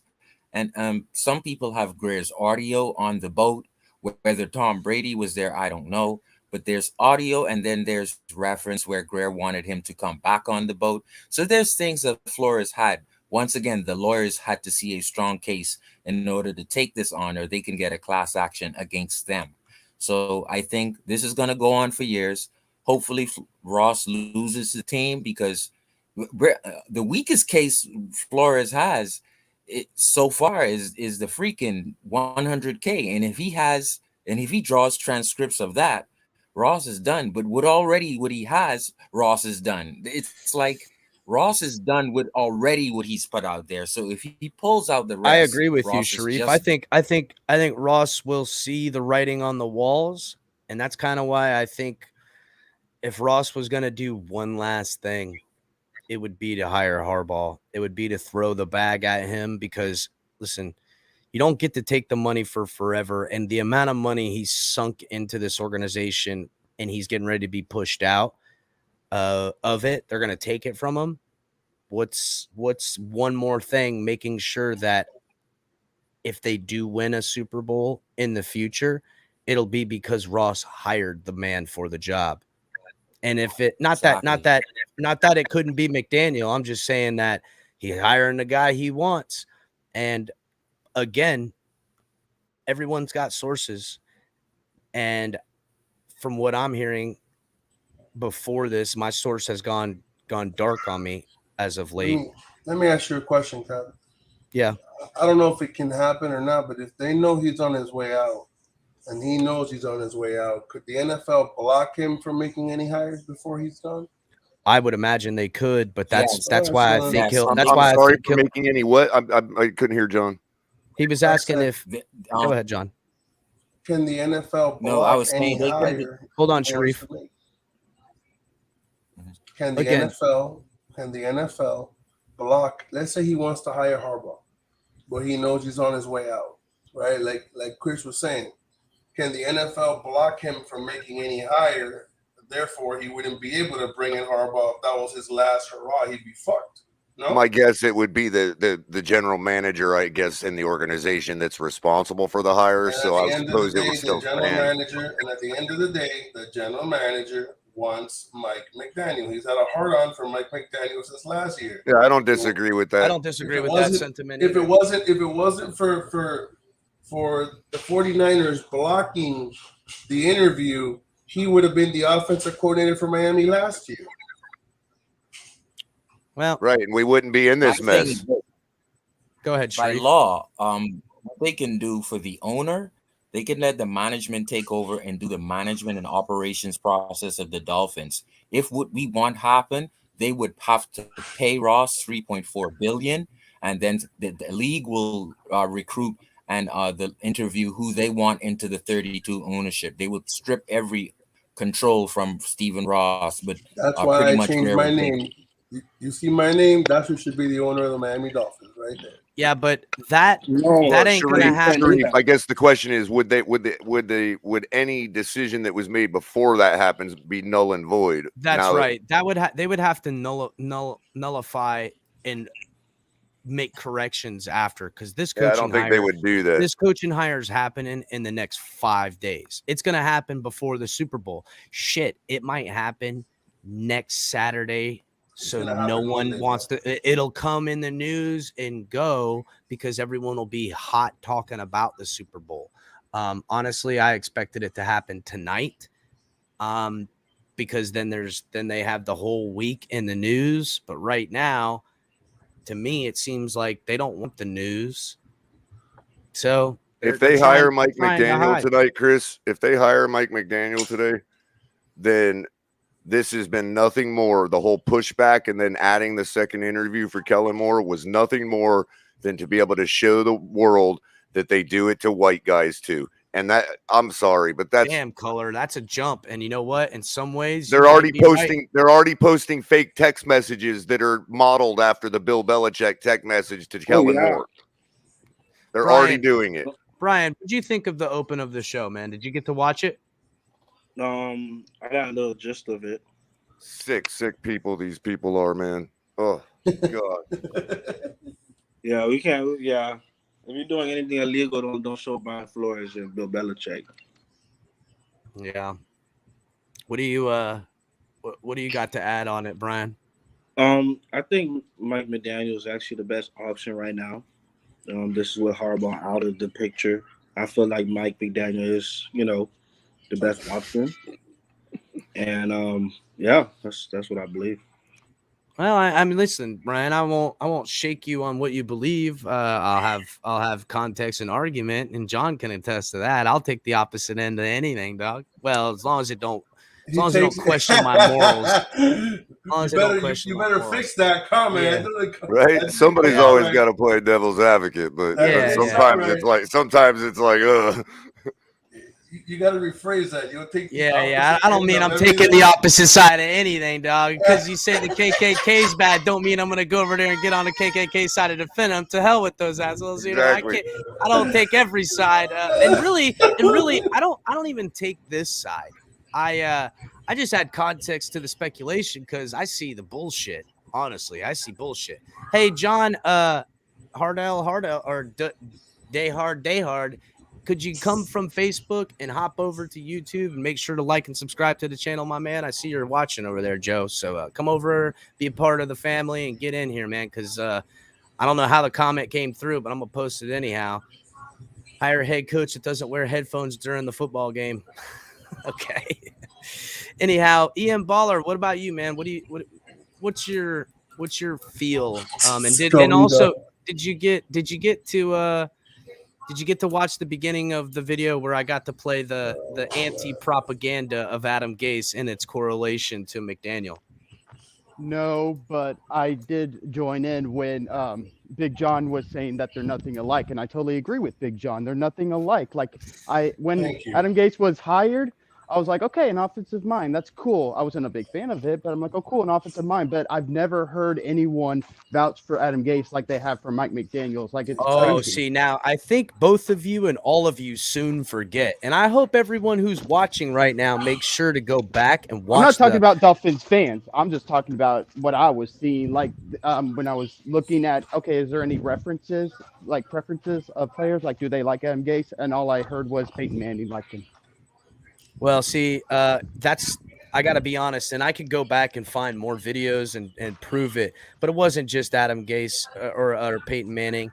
It was, what's the wide receiver we ended up bringing here that used to play for Denver? Brandon Marshall did, yeah, but that's not it. It was somebody else. God, I can't remember his name. He had a great in the Super Bowl when Peyton Manning won it. Him, Cutler, they got coaches. I don't take anything Cutler says seriously because he never cared. Yeah, but now that's how you all perceive it now because I perceived it the same way before, bro. Yeah, I perceived it the same way before. That might be so, but my point is that it's how it's being sold. It was Rod Smith. No, it wasn't Rod Smith. It You, was you got a fair point. They're Dolphins fans at times try to sell everything, but I'm buying all the stuff in Mike McDaniel. That's right, and that's what I'm saying, and that's fine. Listen, I'm not going to talk you off your to quote crypto Dolphin. I'm not going to talk you off your Mike McDaniel square. You can defend it till the day you die. Mike And that's McDaniel good. NFTs. Yeah. So I mean, listen, if Buddy comes in and he's the mad scientist, and we hit the new McVay, the new Shanahan, young Shanahan, fine. I'll love it. I'll be happy.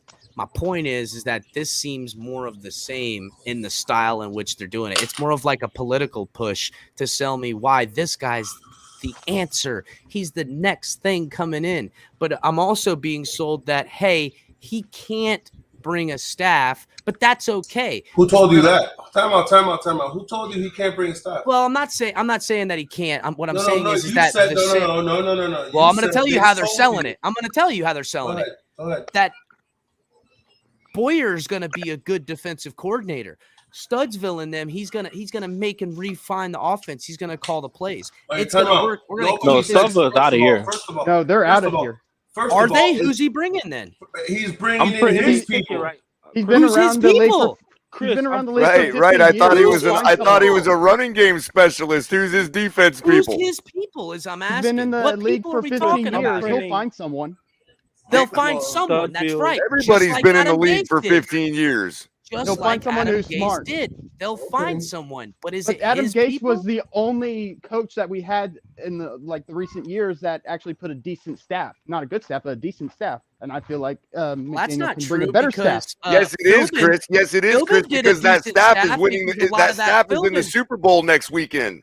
A lot of that staff that's in the Super Bowl wasn't Let me- Gase. That was Philbin's staff. Let me time out. Let me squash that. Well, I got narrative. you. Even though Holdovers. Color made a point, I'm about to shit all over Color. I'm sorry, it's not your fault. It may be a great staff, and they're in the Super Bowl now. That's 10 years after they were here. What they learned now, 10 years before. And John, they you're were making shit. my point for me, dog. Yeah, You're but making what- my point right. for me, John. Go ahead, Chris. Time is the victor of everything. I wait long enough, I'm either going to be proven right or proven wrong. You wait long, and listen, guys, we see these same names come up in this coaching hire pool. If you want to be real about it, there's only 100 guys even potentially looked at for a head coach or an offensive coordinator or whatever the hell it is.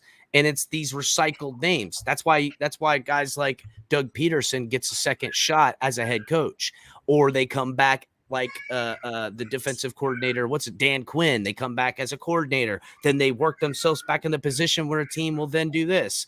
It's all about staff. It's all about who you can bring. And Mike McDaniel, to me, unless he's going to take a bunch of coaches from Shanahan, because that's who he's been connected to, and that shit don't work. So a lot of these guys are going to be holdovers. So again, these holdovers are not his hires. And if they find success, which I'm sure they would, because that's what we see a lot of, you bring in a new coach, there's this galvanization, and you know what? You get into the playoffs as a wild card, maybe win your division, but it's all for naught because there's nothing in stability there. Because Well, these the guys difference- politically don't have anything over them. They're looking to get their next head coaching job. Here's the difference. It would be smart for him not to keep a lot of the defense unless he's going to bring in Nick Van. Sean Alexander's the only one worth keeping. Let's be real. Listen, Linda. I would prefer to keep. You're right. That's the only one I would want to keep too. But at the end of the day, Jared Alexander, not Sean. Oh, sorry, brother. Jared Thank you. Alexander. Thank yeah. you. That's Sean Alexander's the running back. Yes. Nick Fangio is who I would want as defensive coordinator. But I like at the end of the day, if you're going to keep the defense as is and keep him as a holdover, you do it because you want people to know the defense that we're running. If you bring in another defensive coordinator, right? Let's say they run a different style defense. All of a sudden, you got to get rid of players you already have here. Let's say they don't want Jalen Phillips. Then you got to let go of a talent like Jalen Phillips just because you brought in a coaching. So that's not going to benefit you. For him to do that would take about 3 to 4 years. That's not going to benefit anybody. So at the end of the day, you keep the staff you have or bring in somebody who can work with the players you have that play that same style defense that we play already. Yeah, but hiring a first-time head coach always makes the narrative that, hey, you know what? It didn't work that first year, but we got to give him time, and it also sets the narrative for our quarterback right now. Hey, you know what? It's his umpteenth new offensive Look, man, I coordinator. have a feeling It's we're gonna gonna make take the time. playoffs next season. So I don't know about all this first time. You don't make playoffs next year, it's gonna get ugly. It's gonna be time for storm. And that's why I think this is a force on Tua and this is a force on McDaniel to work with what you have, as opposed to, as you mentioned 10 minutes ago, Harbaugh wanting to come and get a 10-year contract and control everything. Greer is basically I'd the rather same have thing. someone come in that brought a whole team and filled this bitch out, kept some obviously, Exactly. but had a real plan, bro. Real plan. Not we're This patching is together the same again. thing.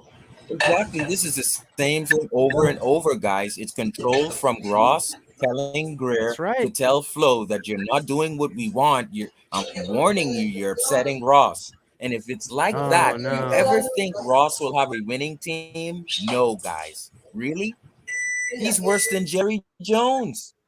Just on the subtle Jerry end. Jones Not is head and shoulders above Ross as far Could as I ownership add goes. something? Yeah, Chris? Color, go ahead, buddy. All right, to what you're saying, okay, and it's also going to kind of doubly answer kind of this ongoing question of or analogy that, or whatever you want to call it, about being able to associate someone's future success to the people that were above them in the organization that they just came from. Okay, so basically what I'm saying is all of these arguments that everybody's been making for Mike McDaniel can be made for anybody on that McVay tree or Shanahan tree or whatever we want to call it these days. We don't call it the McVay tree, even though he's the one that's actually having Super Bowl success. Okay, Yeah, because if we call it the McVay tree, then we have to look at other people besides Mike McDaniel. You can't And give this is what I'm McVay a tired tree of. because he's so young. First of all, let's put the seasoned head coach aside. Obviously, unless we land some weird deal with Harbaugh or surprise everybody with Bieniemy, we're not getting he'd be a first-time head coach. But my point is that if we're going with the candidates that are the first-time candidates, we're still not making an informed, educated decision in that pool. Okay, because all of the same arguments that are being made for McDaniel, as far as when we get to a point of how do we know for sure? Well, it's because of Shanahan. Well, it's because of the McVay tree. Why wouldn't he be able to put a staff together? Well, maybe because that staff, those people that would want to work with somebody working with Shanahan or McVay, are still working with those two people. So in okay, a and sense, secondly, if we're gonna talk about these people, I could make all of those same arguments for Thomas Brown. And Thomas Brown, as far as you want a list of credentials goes, is an assistant head coach. Preach. Right next to Sean McVay on the sideline, going to the Super Bowl this year. Nope. So what are we talking about a running game coordinator for who just got the pity patty let's grace him with this title of offensive coordinator for a year so he could go ruin the Miami Dolphins like everybody else before him? Why are we doing this? No, okay, Cutler, I'm going that's to give you the nonsense. best analogy I have right here. What we're doing and what we've done for the last 25 years, okay? And you can say that, oh, just give it one more chance. Oh, this guy's different. Okay, fine. And I'll take that. But imagine walking into a casino and you see a group of people over here, okay, and they're all winning all night long. And you see how they're winning and you see what they're doing, but you decide to go to another table and do the exact opposite of what they're doing because you think if you do win, first of all, the payout's bigger. No, it's not, because a Super Bowl ring is a Super Bowl ring is a Super Bowl ring. And secondly, you're thinking, oh, I'm going to amaze everybody if I do it this way. Guess how many times that's worked? Because what you're doing, you're gambling while everybody else is winning. And you're Yep. And that's And I don't mind color- gambling. Just don't tell me it's a sure thing. I ain't got to do it. Hold on real quick, and I want you to and respond. I'm just not that Sharif. lucky, people. I'm sorry. It's not that I don't have faith The in Dolphins McDaniel aren't that or lucky. faith in Color. the Look at I how don't many have faith times in we've my own struck luck out. as This a is the fan. seventh. This would I be can't like the root for seventh. that. This would be the 7th or 8th head coach hired again as a first-time head coach. Ennis says, did McVay and LaFleur put a staff together when they left, Kyle? So why can't he? Okay, Why fine. can't Thomas You know what? Brown? Listen, an assistant head coach. Sure, Ennis, but that's not what you're saying. He ain't even bringing a LaFleur, is what I've been told so much so far. And look. Well, what you're not getting is Kyle Shanahan. He's not. Wait. Kyle Shanahan was willing to let LaFleur go because he had McDaniel. McDaniel was the prize pupil. McDaniel's not even. Never mind. I don't want to say McDaniel's. What are you talking about? Why did I don't want to say McDaniel's not the OC and McDaniel's not this because everyone's just convinced. See, that's my point, though. But see, wait a minute. That's the point I'm making. The only one with a real title in this group is Thomas Brown. He's learning that position. No, that's not true. No, that's not true, people. I don't know what the fuck y'all are Assistant head looking at. coach? No. Mike McDaniel was the offensive coordinator for the San Francisco 49ers this I past get it. season. So why are we hiring an OC instead of a head coach? You are hiring a head coach because you can't hire. What do you mean? When you hire someone, you cannot he cannot go from offensive coordinator of San Francisco to offensive coordinator of Miami. That's not what I'm at. That's not what I'm saying. I'm saying promoting an assistant head coach to head coach. Color. I'm gonna step out for just a second, man. Hold it down, all right? I don't understand what I mean. I think that's the reason why the Dolphins interviewed Thomas Brown is because he is an assistant head coach for Sean McVay. But I think the big difference why he's not a finalist is because he's got 2 years, maybe 3, but probably 2 years of pro experience. McDaniel has 15. We need someone who knows the pro game. And you don't even know if Thomas Brown want to stay with the Rams. So maybe he does. And then also with the Kyle Shanahan, whatever that tree is, they're the most proven out of those. If you pull out coaches over there, Yeah, what happened last week? What happened last week if they're the most proven? Yeah, but and that's the point I want to take the McVay guy. I'll take the McVay guy. I'm sorry, but like I said, I'm not a lucky gambler. It did better than what we ever did Cutler in 20 years, right? It got farther than what we did. That's the point.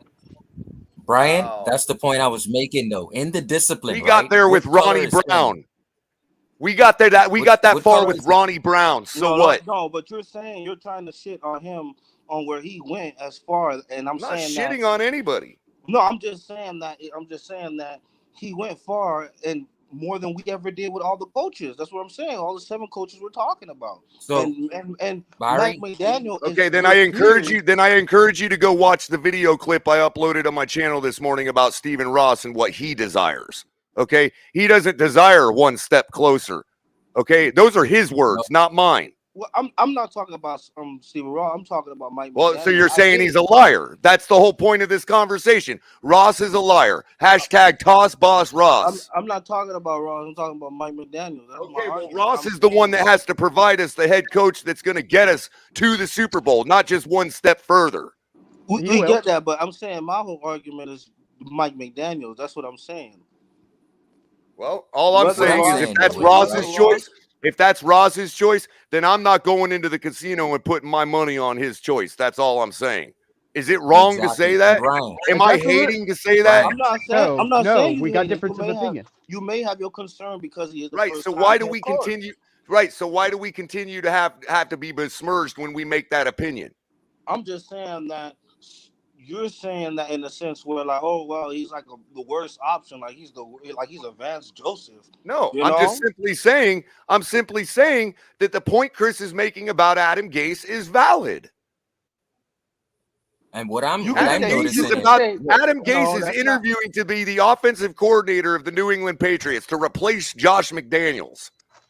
Okay, so as much as I think the guy's a goofball, he took a guy like Tebow and designed a specific RPO for Tebow to put them on a playoff run.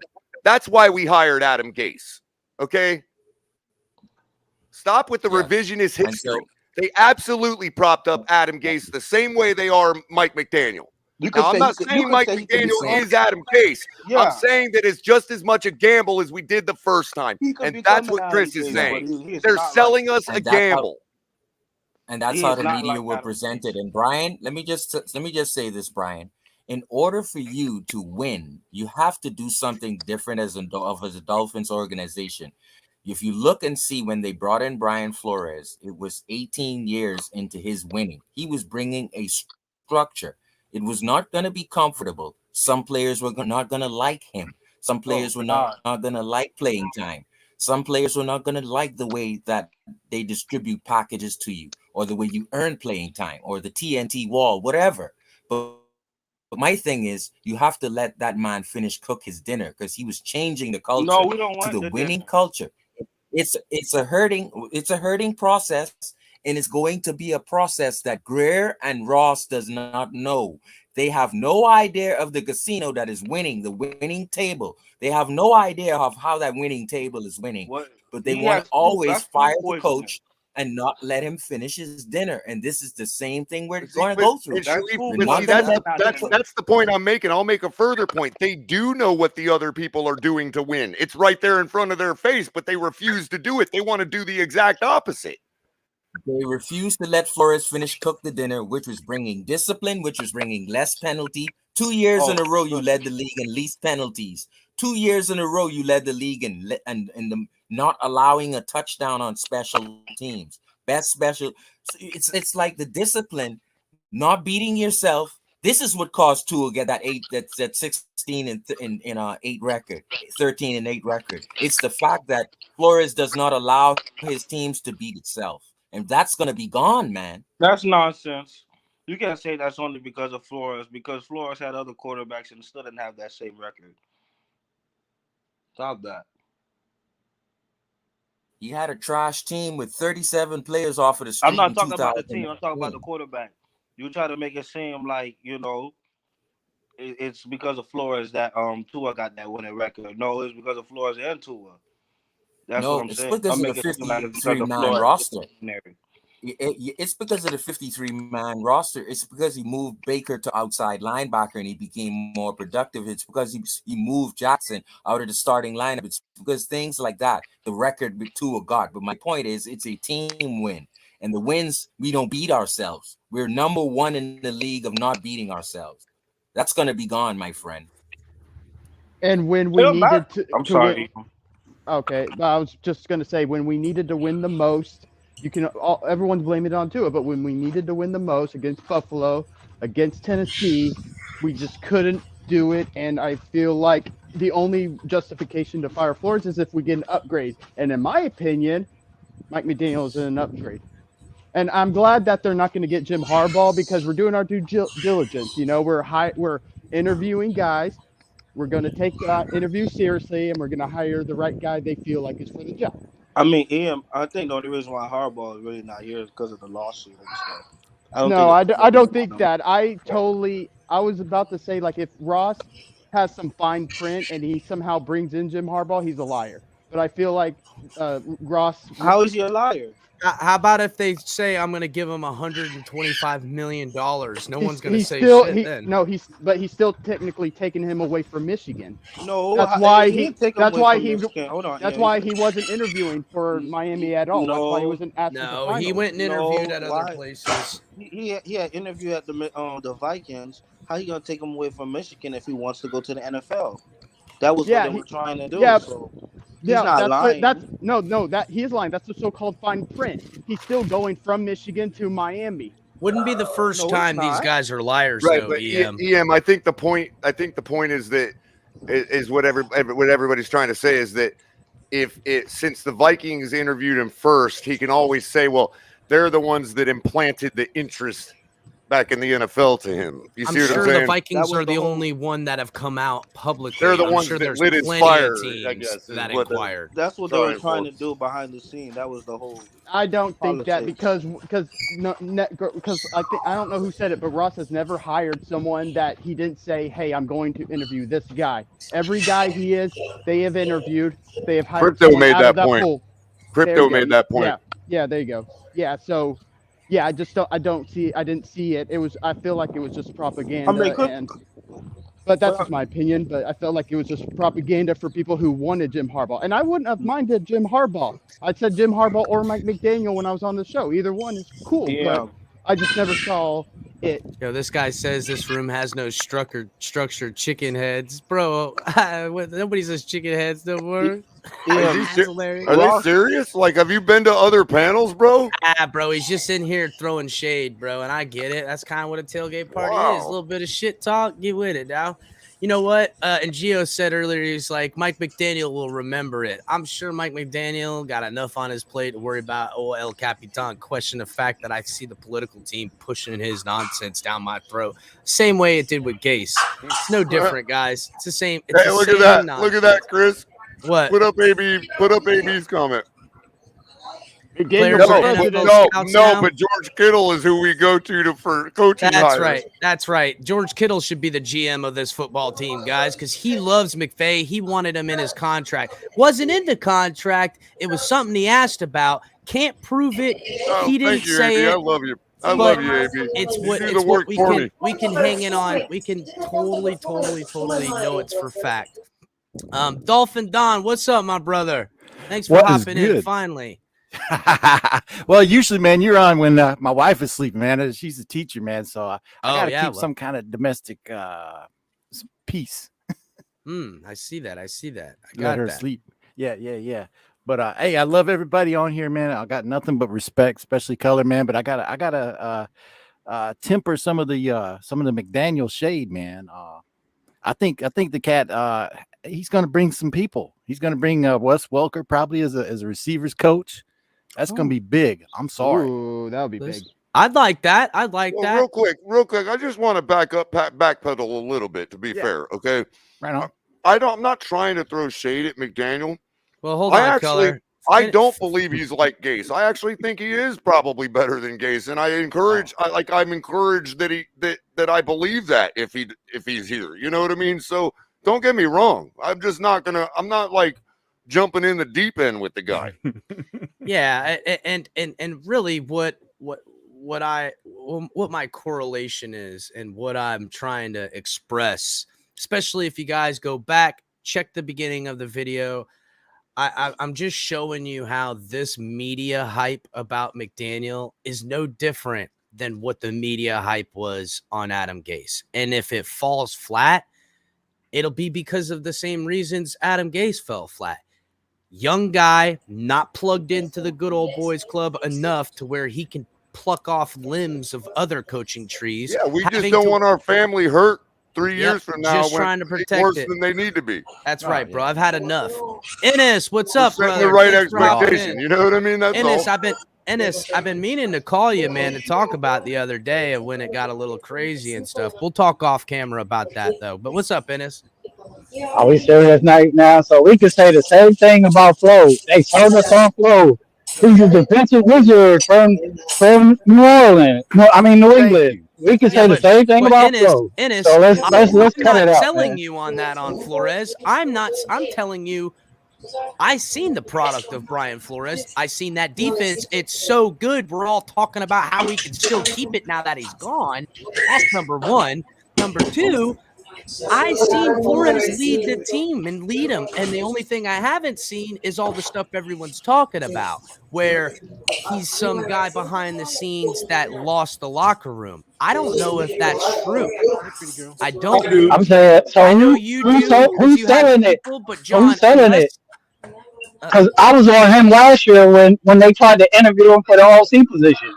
So who's selling it? It's people that's been on him since last year. Just because y'all haven't been on him, that doesn't mean nothing. There's people that's been on him since last year. I never Just thought this year. Preach, Ennis. That's Y'all right. gotta get off that because y'all haven't heard about him. Doesn't make him not relevant, bro. Come on, let's be real. Y'all act like people were talking about McVay and LaFleur before they left. Nobody was talking about them either. So let's cut it out, man. Like that's the stuff I was talking about. A lot of teams. I'm not saying you guys should not like McDaniel, and that's what everyone perceives this at. They're like, Chris hates McDaniel. He don't like him. He's a McDanielist.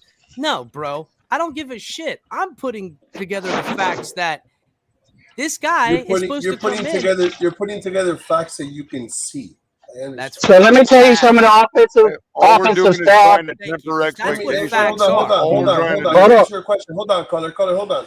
Let me answer your question. You're putting together facts that you can see, right? Let me answer your question. I know it's not the same topic, and I know that color is kind of atheist and all that stuff. But I'm gonna ask you a question. Do you have you seen God? Have now, you seen know him? what? Like, I'm so happy. No. Just answer the question. Yes or no? Yeah. No. I have. You have. You physically saw him standing in front of you. I see God in all the good things No. done. Oh, so You know okay. what? Okay. All right. So I'm gonna okay. mute my mic because you're not answering You're my talking question. about faith. He's making then, my right? atheist You're argument talking for about me. faith, No, right? I'm asking a question. So Have no, you I seen have him not. in front of you? The Lord hasn't come to me Okay, and said a thing like that. He hasn't. No, you're right. God doesn't come and sit in my living room and say to me, "Hey, what's happening, Chris?" Dap me up and everything. He whispers so you can if you're paying attention you can hear him. That's how he does it. My point is that is that like a quarterback whisperer? having faith in myself and having faith That's in tool God whispering. is how I do that. I have You're that same asking me faith to in have McDaniel. faith in another human. That's right. Well, That's right. that I have no faith in. I have no faith for in another humanity, human brother. because I'll be God honest. put him in our I'll be path. honest. Yes. I have no faith in Right, humanity. and you're asking right, and you're asking me as a guy who doesn't even have faith in God to have faith in a human. Sorry, man. Yeah. And I so John, know I am. What's up, Ennis? And So John, I talked to diehard 49 fans, and the names I'm hearing that they think is leaving their staff is Ross Walker, somebody y'all know, and their offensive line coach. Bam. They already hearing buzz that they might be getting poached by Mike Ennis, McDaniel from his staff. that Oh, would I make can't me wait. feel better, honestly. That'd be Ennis. great. It Now, would John. if he comes here and he's bringing some guys that I can see are a part of systems and good at their job. That does make me feel better.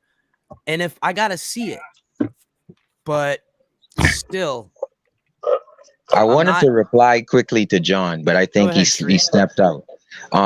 he'll be back. Don't worry. He can hear you. We're asking, right, this little young coach to come into a situation where we know Stephen Ross has already took flights ahead of Sperano, has already dictated to the team. He may want to pay, for all we know, McDaniel to lose or to win or to do something in these games. He may want to just do that to him as well. What we're saying is this is a Sharif, young you do cat. know he's older than McVay, right? Y'all We're keep calling him this asking young a kid. young- He's older than McVay, We're but nobody's calling asking McVay a a young young kid. cat. We're asking a young cat to come in here and get bullied from Ross all over again. Do we deserve that? Yes or no? No, he doesn't. And that's what I said want him earlier to in the answer video. that, Chris. For his sake, You're already I making him out to be a worry. yes man. You can't do that. Well, I that's don't exactly want a who guy they to come think in they're here and get hiring. bullied by Just Ross. like we Adam don't know Gase. Ross It doesn't matter. like in 3 years and visit Harbor again, even while McDaniel is here. That's Ross. That's right. It doesn't matter. You can't change nothing. It What are we matters gonna do? because we're a screwed up, dysfunctional Well, not organization. changing Okay, but what anything. are you gonna change about it by complaining? Nothing. Yeah, Like that's my Then let's point. just Y'all do wanna nothing. Let me throw Let's something just else at lay you. down and take it. Let's just do nothing then. Let's just say, Ross, I'll just buy your bullshit. Yeah. I'll take whatever nasty crap you put in front of me and I'll eat it. Okay, I'm not I'm in prison. Chris, I'm not saying that. I don't take nothing. Ennis, in I'm not saying that. Hold on, I'm not That's saying that. exactly But what you said, Ennis. I That you said, but can't what do are we nothing. doing? We're not doing nothing. That just sitting here saying that is not accomplishing nothing. That's my point. Oh, so again, So did you you just say agree that? with me. So did you Do just say nothing. that? Say it louder. Did you just say that we should stop complaining if we can't change something? Did you really just say Thank that? you. So Listen, we're not going to make the change. I just wanted You to make didn't sure make I the heard you change. correctly. When is the complaining? So what do you When want is me the to do? complaining going to accomplish? Should I become fanatical and I'll go up there and take matters into my own hands like some vigilante? No, I can't do that. What I can do is I'll sit here, I'll question, I'll watch, and I'll make educated assumptions. And then sometimes I'll have a little bit of a word to make a better assumption. But doing nothing is exactly that. It's nothing. Nothing. What are you doing? So complaining to each other is getting us somewhere. It's getting So everything complaining. everywhere because I when can't I'm imagine right, how. Wait a minute. I want to answer that. I can't imagine how different this world would be if people would have had that mentality. that's right, bro. You know what? We're freezing our asses off. We can only heat up with fire. We better not do anything because at least we got fire. To hell with that. No, that's like me sitting at home complaining to my wife, "Oh, we don't have shit." No, I get up and go get it. That's the difference. Exactly We right. complaining That's to what each I'm other. doing. Getting up and go getting it. Well, What are we Ennis, getting up and go getting by complaining to each other? Well, I'm not hearing nothing that's planning or What should some I laid do, out to Ennis? do something. Lay Ennis? down and take it. Do nothing again. Okay. Or And bitch Rick- about it and Right. We should potentially- just shut up. okay. Right. Yeah, Exactly. hold We on. should just shut up. I should Hold just on. stop talking. First thing Nah, first, so y'all missing the we point don't I'm know saying. that McDaniels is some kind of yes man because some of the nicest people you meet turn out to be they gone through some shit, man. I it's fall not who into that he category. is. It's the So- three people at the top. It's not who McDaniel is. It's Doesn't what we've matter. seen in the last Okay, so 9 years. we had some not yes men in there. We had Flo. It's 9 We had years of Jimmy what Johnson. we've seen. We had Wanstead. Do those guys look like yes men to you? It's 9 How years did of that what wind we've up? seen. The only McDaniel yes doesn't man I own this seen come in team. here that's not a yes man was Flores, and that's why he got fired because he wasn't gonna yes his way for anybody. Exactly. Or Jimmy He didn't Johnson? guess his way How to did the that wind up? playoffs. McDaniel's Jimmy- not going to get bullied because if he feels like he's getting Hey, bullied, we he can go always back to Dave Wanstead. Yeah, but why I'm not? not gonna No, use he Dave can go Wanstead back or to Jimmy Shanahan. He'll Johnson. be That's like, "Hey, different I'm getting era of bullied. I'll go football. back to your Yeah. staff." And I don't think Philbin was either, but See, he was kind of See, ineffectual. like I Yeah. said, it's a sector of Tua-naires out here who want the very best for Tua, which is all well and good. You I want want the best for the McDaniel to team. come in here and save him. And then there's the objective. It's Preach, what Sharif. Ross has done to this team and for our organization. It's not a good look.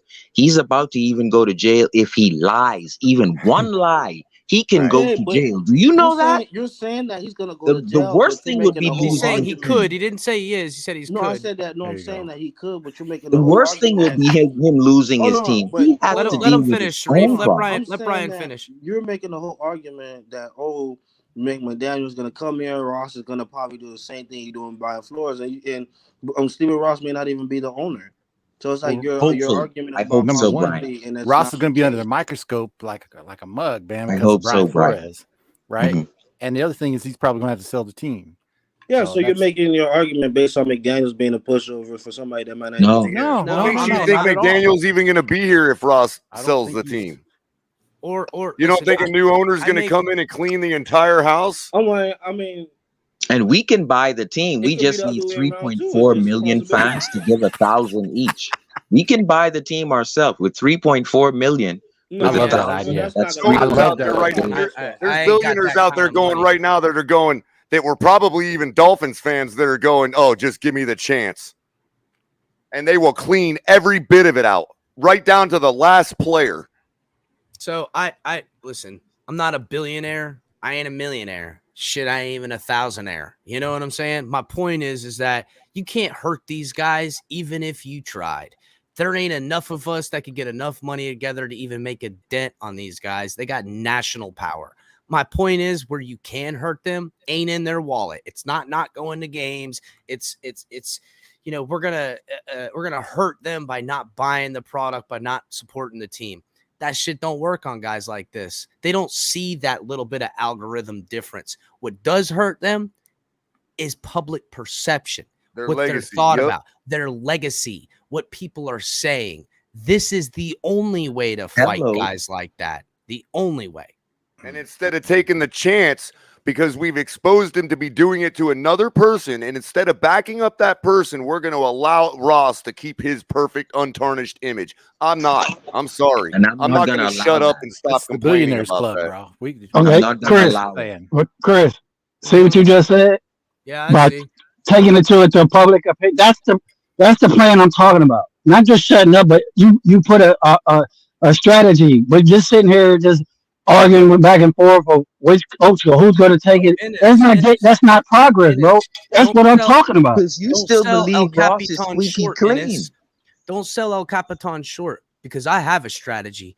No, I'm not saying you, Chris. I wasn't saying you in general. I'm not saying color. I'm just saying the point of arguing back and forth about the runs and this and that, bro. If we're not putting our plan together to try to move forward to get him out, then arguing about him being in that position is Oh, I beating have a a dead plan to horse. get him out. I Now, just in said fact, But I was the Ennis, first. that's why we're trying to temper I was the expectations first so one that with this a plan argument to get doesn't him happen out. all over again in 3 years.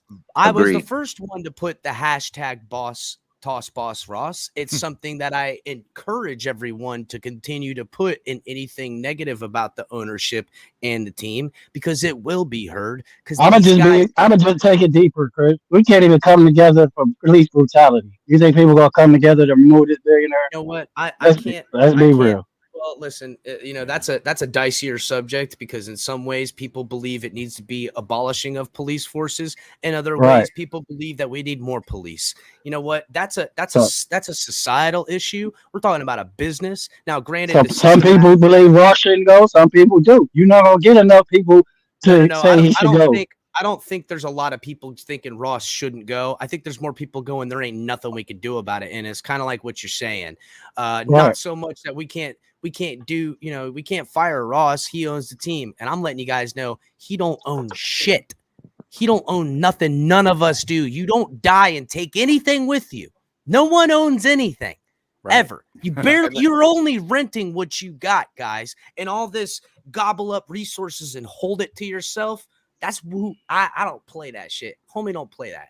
Yeah, and the sad fact of it, the sad thing is, Grade myself, huh? I don't think so. Homie, don't play that. That ain't no bullshit. and the sad fact of it is that there's people out there that agree that Ross is trash, but yet still want him in place there and are perfectly fine with him continuing to be one of these types. You know what I mean? And that's the real sad fact of it. We don't have nobody up that's got the money like Jerry Jones to call this asshole out. You know what I mean? Right. Vaughn. But I'm just sorry. I'm a different breed, Color and Chris. When stuff was going on, I've been to every march in Dallas. I'm not a talker, bro. You know what I'm saying? I'm not a complainer.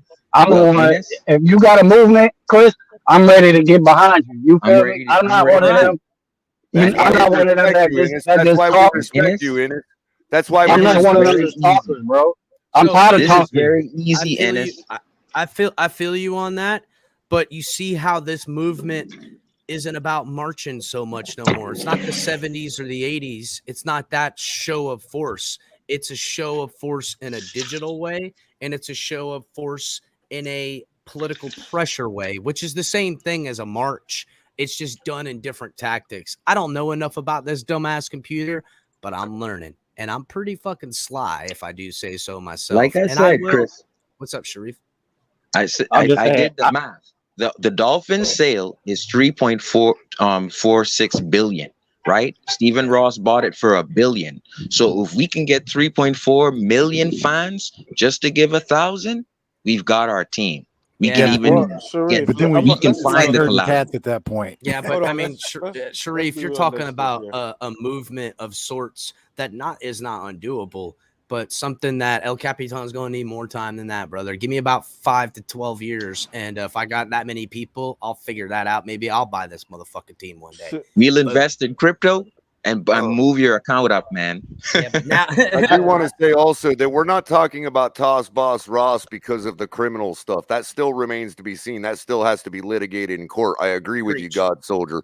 What we're saying is we have enough as fans to be fed up and want this guy out of here. Forget actual legal anything. We've seen him lie to us. We've seen the fact that he is insane by his own definition. You know what I And mean? excuse me, you know.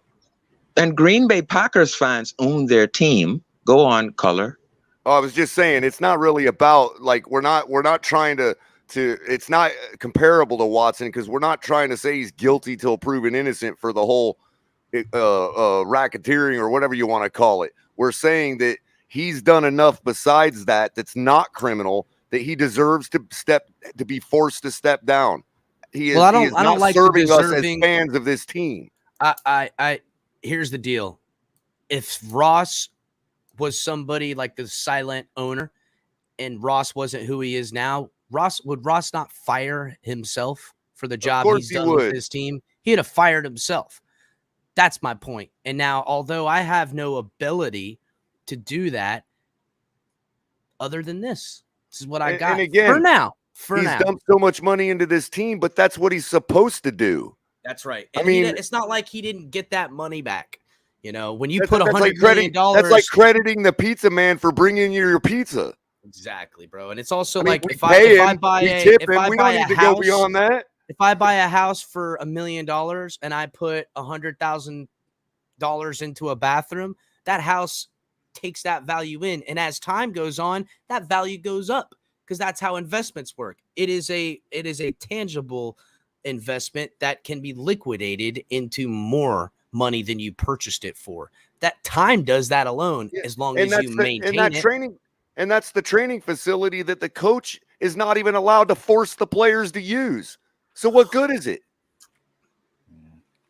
So as you guys can see, and again, guys, please it'd make a great golf course, you know. Like, okay, what's Formula One racing and tennis have to do with football? Nothing. But now that it's all in the same spot, he's made himself this amazing legacy. Because let's face it, you don't get to keep that either. These guys pass money. It's about power. And past money and power, it's about being immortalized. And the only way you could stop them or control them is to tarnish what they believe to perceive as their immortalization, their legacy. That's what I go after. I go after their bullshit. I'm going to call it out the way I see it. And when I see the same things happening again, a la how we hired Adam Gase, quarterback whisperer, genius, got a bunch of players vouching for him, I see the same thing happening with McDaniel. Now, I don't want to say McDaniel can't be the guy, but it's definitely the same blueprint on how you sell a guy to a fan base. And when they sell someone from here to somewhere else, you'll see it firsthand where that year we have success, that there's a guy, say under McDaniel, the quarterback coach or something like that. It's done this way. It's how the good old boys club works. And also it's a good thing because it's how some guys get their due as well. But it's all about a team sport and working together and working towards the common goal. And that's hard to do, guys. It really is. And if you think that a guy can come in here and not bring guys to have a support system, you'll see McDaniel have the same success Flo did, where he finds himself on the outs, not because of performance, but because of political issues, because he didn't have friends to watch his back in the building, because he couldn't hire enough guys to have his back. Or so we think. We'll see where that whole debacle ends up going as time goes on, because I expect to see more and more and more about what went on in the Dolphins building with Flores, about the slander, potential slander of Flores's name, and then how he was getting blackballed on his way into other organizations. So, and I don't, again, I'll touch back on what I said earlier. I don't, these other people who show up on other social media platforms and say that they're experts in things,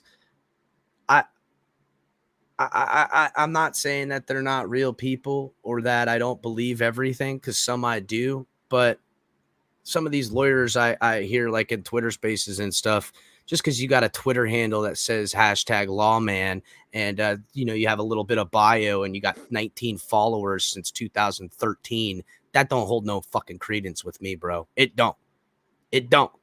Especially when you're talking on here and you got slang coming out of your mouth and you talk about speculation and what you think and feel and how it's going to work into a narrative you want to have happen. Lawyers don't do that. They don't speculate on what they want to see happen, because that's not a good lawyer. Not like that. That ain't someone you're going to pay to represent you in the court. So, guys, Anthony Lynn has been hired as an assistant head coach, I think they said. Assistant head coach and run game coordinator. Hey, I just want to say this before I go, Chris. What's up, Ennis? I just want to say I appreciate y'all. Love all of y'all. I'm back at work, so I'm gonna just be listening. Y'all keep your head up, man. McDaniel 2022. Let's go, baby. All right. Back at you, Ennis. Later, Much Ennis. Love you, respect, bud. brother. So they hire Anthony Lynn to be an assistant head coach. And in more ways than one, that's the signal that everyone's looking for to say McDaniels is leaving for a head coaching position for the Dolphins. I'm just curious why they didn't promote McDaniels. Well, that's why people are saying that, Color, is that, well, if anyone was going to be the assistant head coach, it would be McDaniel. Why did they bring in Anthony Lynn? It's a brilliant move, yeah. Well, which leads to the question: did he want to use Deebo Samuel, or did he want to use Garoppolo in a different way? And maybe they had their ties for a couple of years of, hey, I want to try it this way. No, we're gonna do it this way. I'm the head coach, and this is where people don't talk creative about differences. this kind of thing, right? I think I'm gonna move over to the Miami Dolphins because my talents are not accepted here anymore, kind of thing. So now that narrative from what Sharif is pushing is a guy that don't play well with others, can't get along with his head coach, who's done everything for him, or at the very least can't get others on board with his plan and with his vision. So it's I get it, guys. It's all speculatory, but I can only go on the things I know, and I know that Ross has parroted the same stuff before. It's literally in the video earlier on. He goes, we did our due diligence. We spent hundreds of hours going over tons of coaching candidates, and the name that kept popping up at the top of our list was so-and-so. And we feel in the organization that we've made the right hire. I'm not going to meddle around with the team. I won't tell people to make picks or make hires. Wink, I'm wink. just here to support. And we all know that all of that's bullshit. It's bullshit. So if you hire a guy like McDaniel, he'll fail if he fails. It's not because of what I think he's ability to coach offense or design schemes. It'll be because he's micromanaged by an organization that makes sure that there's not a clique big enough to overthrow this owner. And that's a real fucking problem. That's a real problem, man. I'm telling you, I've never won a championship. And let me tell you something. I'm a New York Knicks fan. So I know what it feels like for Pat Riley to establish our organization and leave to go to the Heat. And I know how it feels with Heat fans. They can have trash come in off the street and they score 25 points a game, but that's the Pat Riley system. We're missing that with the Dolphins. We really are, man. The Florida Panthers right now are an outstanding home team, right? We're going to soon get on board with them in the city of Miami. We're far away from that with the Dolphins because of Stephen Ross, not because of Flores' attitude, and not because of none of that. It's an overbearing cloud of Ross, man. It really is. And God Soldier says the Jets head coach said he hopes Mike McDaniel stays out of the AFC. I seen that, but remember, who's he serve? Who's he connected to? They're all in that Shanahan tree. And really, Brian Flores is only bringing to light what we all know to be true. It's not what you know, it's so who now you we're know. now we're using our mortal rival to make decisions for head coach at us. That's awesome. Nah, come on. Hey guys, hire this guy. You really want him? We don't Yeah. want him in the AFC East. We're scared of him. We're scared of him. It's kind of like Bill Belichick sending the text messages to Brian Flores. Who comes out of it unscathed? Bill Belichick. Who does he hurt? The Dolphins and the Giants, who he's been pissed at the Giants forever, not just because they beat their asses in a couple of Super Bowls, but because And he they didn't kinda hire him besmirches way Brady. back when. He kind of besmirches Brady a little He bit too. did he not? He kind of threw Brady under that bus too a little bit. Even Brady's though, got a well, little we bit don't of backlash. we don't have evidence that that's who was on the yacht, but But that's Brady's a Michigan man. Of course he Power was. move by Belichick there. Power move, man. And you know what? He flexed his muscle and said, guess who really runs this NFL, bitches? Because look at him getting information before anyone else. But that's not uncommon. This happens. These guys know. These GMs know each other. These coaches know these GMs. They're promoted from their coaching trees. I'm tired of all this shit. Bring me That's why Brady someone. retired again. That's why Brady retired again right before the bombshell, because now they can't subpoena his phone. He's not an employee of the NFL anymore. Boom. I think that's right, man.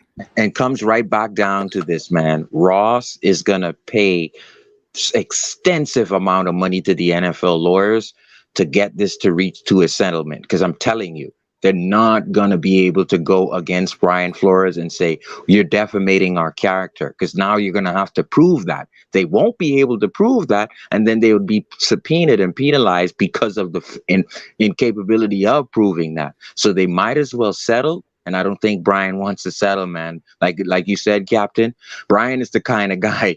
No, I don't want your money, man. Yeah. He's You gonna can't buy beat you my. to You the can't ground, buy man. my honor, bro. You can't buy Nah, my he's honor. settling. He's settling. I don't think so, bro. I bet on my I house. disagree, Brian. I don't think Flores got out in the public eye the way he did and is going to fight the rage against the machine, for lack of a better term. To Again, take some remember, kind of financial payout. we're making that leap based on how the man has ever presented himself to us. That's right. As That's opposed right. to how Isn't his Ross has fight- presented his himself fight is to a us. So racial thing, it's right? not like we're just saying these things in a vacuum. His fight is a racial thing, right? It's that, but I think it's not just about race, is what he's pointing out. I think, and what I hope we come to realize, what we've all already known. It's not what you know, it's who you know. And that in itself is a system set up unfairly. When you deserve, because you've worked hard, you've paid your dues, you've done it right, but you're going to get blackballed for, well, in his case, potentially because of the color of his skin. I think it's more along the Rooney Rule, and how it was abused. You know what I'm saying? That's what he wants, and a little bit more held at accountability. And that's kind of where El Capitan comes in. I'm holding bitches accountable. So if they do settle and they do create programs already, then what is he going to go all in for? So you want me to tell you where this goes, Brian? Is that what you're asking? Because I'm saying that because that problem's bigger than the NFL. His whole relief and all that stuff is more of a racial. He want this stuff like that. couldn't have come at a worse time or a more perfect time for the NFL. And what I mean by that is the NFL is in business with Vegas and gambling and the such.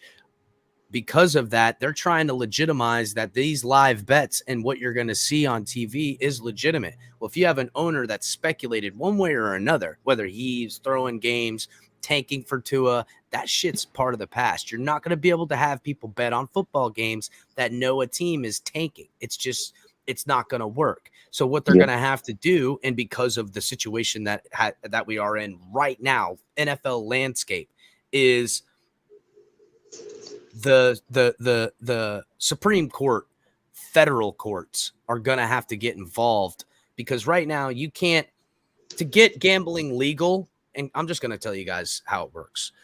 To get gambling legal, you need to have each state rule on that it can be legal. Well, that's hard as shit to do. Some states want to be in business, other states won't. And that's okay, because that's how the judicial system works, where it's on top of the FCC.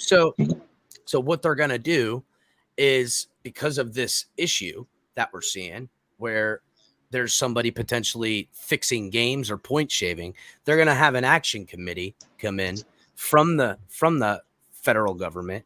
They're going to do investigations. They're going to make rulings and judgments, and then they're going to create a guideline with checks and balances that then the NFL will use as a stamp of approval to say, hey, got the stamp of approval from the government. They're watching. They said that this is legitimate. As you can see, the bad parts we had, we fixed. Now we got it all put back together. Even the government says so. So then now they can take this piece of paper with their rubber stamp, to be honest, brother, that, hey, we're legitimate Europe. We're legitimate South America. We're legitimate Asia. We're legitimate Africa. We're legitimate wherever they want to take this business, to have you guys bet on it next, and the government backs it.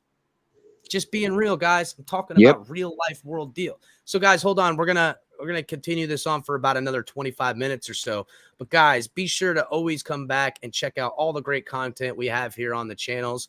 We got TMI Tuesdays every Tuesday at 9 or around 9. Game show coming at you. We'll be giving away prizes here in the future and having it fan interacted where teams go against each other. Right after that, we have Mike on the Mic with Open Mic at 10 on Tuesdays. And then also Drop the Mic is on tonight at 10. Come check out Mike on the Mic. On Thursdays, guys, we got Cash and Tickets with Brandon the Bookie, Big Kev, and the Wizard of Oz. They're gearing up for Super Bowl. It's going to be a great, great Super Bowl betting show. Everybody from the show that can make it will be in. And also, guys, the Fins tailgate is here randomly. I can't, it is what it is. I'll be around. I'll get the videos posted ahead of time as best I can to give you guys some time to let to join the show. But also, guys, if you want to support the show, we have a Cash App, we have a Venmo. It's the Fins tailgate. We appreciate any and all support. And also, guys, make sure you check out our new partners at fanatics.com. It's the ultimate sports apparel and fan gear store. They sell jerseys, T-shirts, hats, collectibles, merchandise, NCAA, MLB, NBA, NHL, NASCAR, soccer, golf, whatever the hell kind of sport you got. I don't even know. They might even have like a dodgeball apparel for all I know. So make sure to come in and check it out, guys. But we'll continue with this conversation for another 20 minutes or so, and I'll close it down. But to me, McDaniel can come here as the head coach, and I'll pray and be happy to hopefully the man will be the next McVay. But if he comes here and it's a bunch of roll of the dice as coaches that he's going to bring with him, if he comes here and says, I'm going to make Wes Welker my offensive coordinator, yeah, it'll be a cool gimmick, and maybe that shit'll work. But then they'll go, well, actually, you know what? McDaniel's really calling the offense. We've seen this play out. I need a guy who can manage. I don't need my offensive coordinator to be my defensive coordinator. There's a reason why there's all these multiple jobs. And when you're a head coach, you got to multiply. You got to be able to balance. What does Mike McDaniel know about special teams? What does he know about defenses? I get that he's been in the league for 15 years, but Adam Gase was in the league for 18 or whatever the hell. Right. Are we going to give him deference because he's never actually done any work regarding the entire team like a head coach would? They are. So, that's built in. This is again why I go back to Thomas Brown. There's a guy that's learning that position. He's learning all aspects of it. Even Thomas Brown is such a younger guy, and in some ways, could he lure enough of a maybe coaching not, staff? My point is that there's so many better candidates out there when you're talking about giving Mike McDaniel credit for being in the league for 15 years. That means nothing. Yeah, that's like saying if I was with Waste Management for 15 years, but all I did was drive a truck, that makes me qualified to be the GM of the entire company. And Scummy, I know Scummy's making a joke. He says should have hired Anthony Lynn, but at least with Anthony Lynn, at least with Anthony Lynn, we've seen him be a head coach. Now, granted, he had some failures, but if you look, guys, a lot of coaches have failures in the beginning. Not all, more often than not, a first-time head coach is going to fail. And when they come back again, and pointing out Josh McDaniels right now, and for the Raiders, that's kind of where they learn things. And you heard Josh McDaniel say, you know what? I didn't play well with others. I wasn't managing the team in a way I should. And I venture to say that he would say, look, my multitasking is really what the problem is. When you focus on one side of the ball so much, the other side suffers. We're in a great situation. What about the HR issues? We're talking about like leading, men that just, Oh, really, Scummy? Scummy does like Lynn. I like Lynn. I thought. Yeah, I was going to make the same point. Why aren't we the ones hiring Anthony Lynn? At least as like an offensive coordinator, head coach, or something. Seems like we're just getting passed over the trash. Yeah, Lynn invented the system that Herbert is thriving in right now. Preach. What we're doing, what we're really doing, guys, is just what Stephen Ross said 3 years ago. I've been scouting for hours and hours, and we've got a yes man that we can just come in and I can dictate to him and he will be cool with it. Yep. Imagine Gase being offered by Stephen Ross to shut his mouth on certain things. I mean, Gase won't never. He probably did. I'm sure he But did. this is what McDaniel has to deal with, guys. Let's not play around here, man. Whether it affected Kenny Stills, whether it affected Fuller, whether it affected Tua in Tennessee, whether it's Ross's cloud. It's not the coach's cloud who's incoming. It's what the coaches have to come in here and expect and Nicole accept. Carpenter says, where was all Flores' integrity when he was cheating in New England? Not to mention the 3 years with the Dolphins get fired integrity joke. Nicole, thank you for watching the channel. I appreciate you coming around. Yeah. I will say this. Who's to say that the reason we found out about the cheating going on in the New England building wasn't Flores telling about it? Thank you. And I also appreciate the question, Nicole, and appreciate you coming to watch us. I'm going to go ahead and take that question too. Where is there any proof? That's a large assumption. And the people that are saying that are, you know, understanding Flores's position are making way less assumptions than the one that was just made there. How do we even know he had the possibility even knowing what they were doing? Do you think Brady was going and telling Flores, I'm deflating footballs? Do you think that when they were spying on the opponent's defense, do you think Flores knew that? Because that was a function of the offense trying to gain an advantage over the opponent's defense. And how much pull did Flores have around that building? How much pull did Flores have around that building? If you've got a person inside New England that knows that Flores knew, then that's different. But that hasn't seen the light of day either. But why? And ABAB says, Chris, why do we jump to that assumption? He says, why do we jump to that assumption? But that's you're feeding right into Flores's point. You're slandering him by making that assumption. Can we not What's up, assume Don? that the whole NFL is pretty much corrupt? And he was in that same system for 15 years. Don, we're talking about the world, brother. Well, that's true. That's what I'm talking about. We as America, bro. Right. And what power did he have to blow the whistle back then, as opposed to getting fired for nefarious reasons He didn't, because he's like us, working class schmoes, just trying to get by.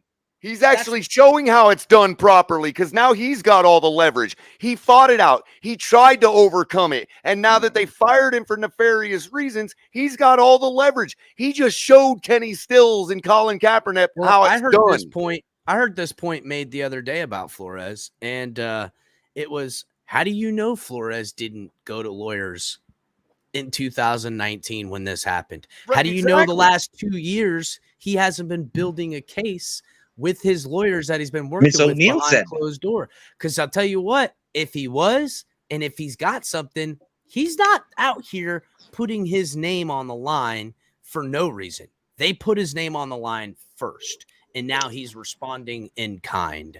That's all. On top of that, Captain, Miss O'Neill also said they wouldn't risk getting the class action put against them for being incorrect in the claims. So lawyers are very smart. They can get disbarred for some shit like that, man. At least not for nothing. No one will ever hire him ever again. Exactly. Their practices will come to a halt. These are very expensive lawyers, and I'm telling you, when they say they have pictures, transcript, and audio, telling you, I think Greer, Allen, and McKenzie are toast, man.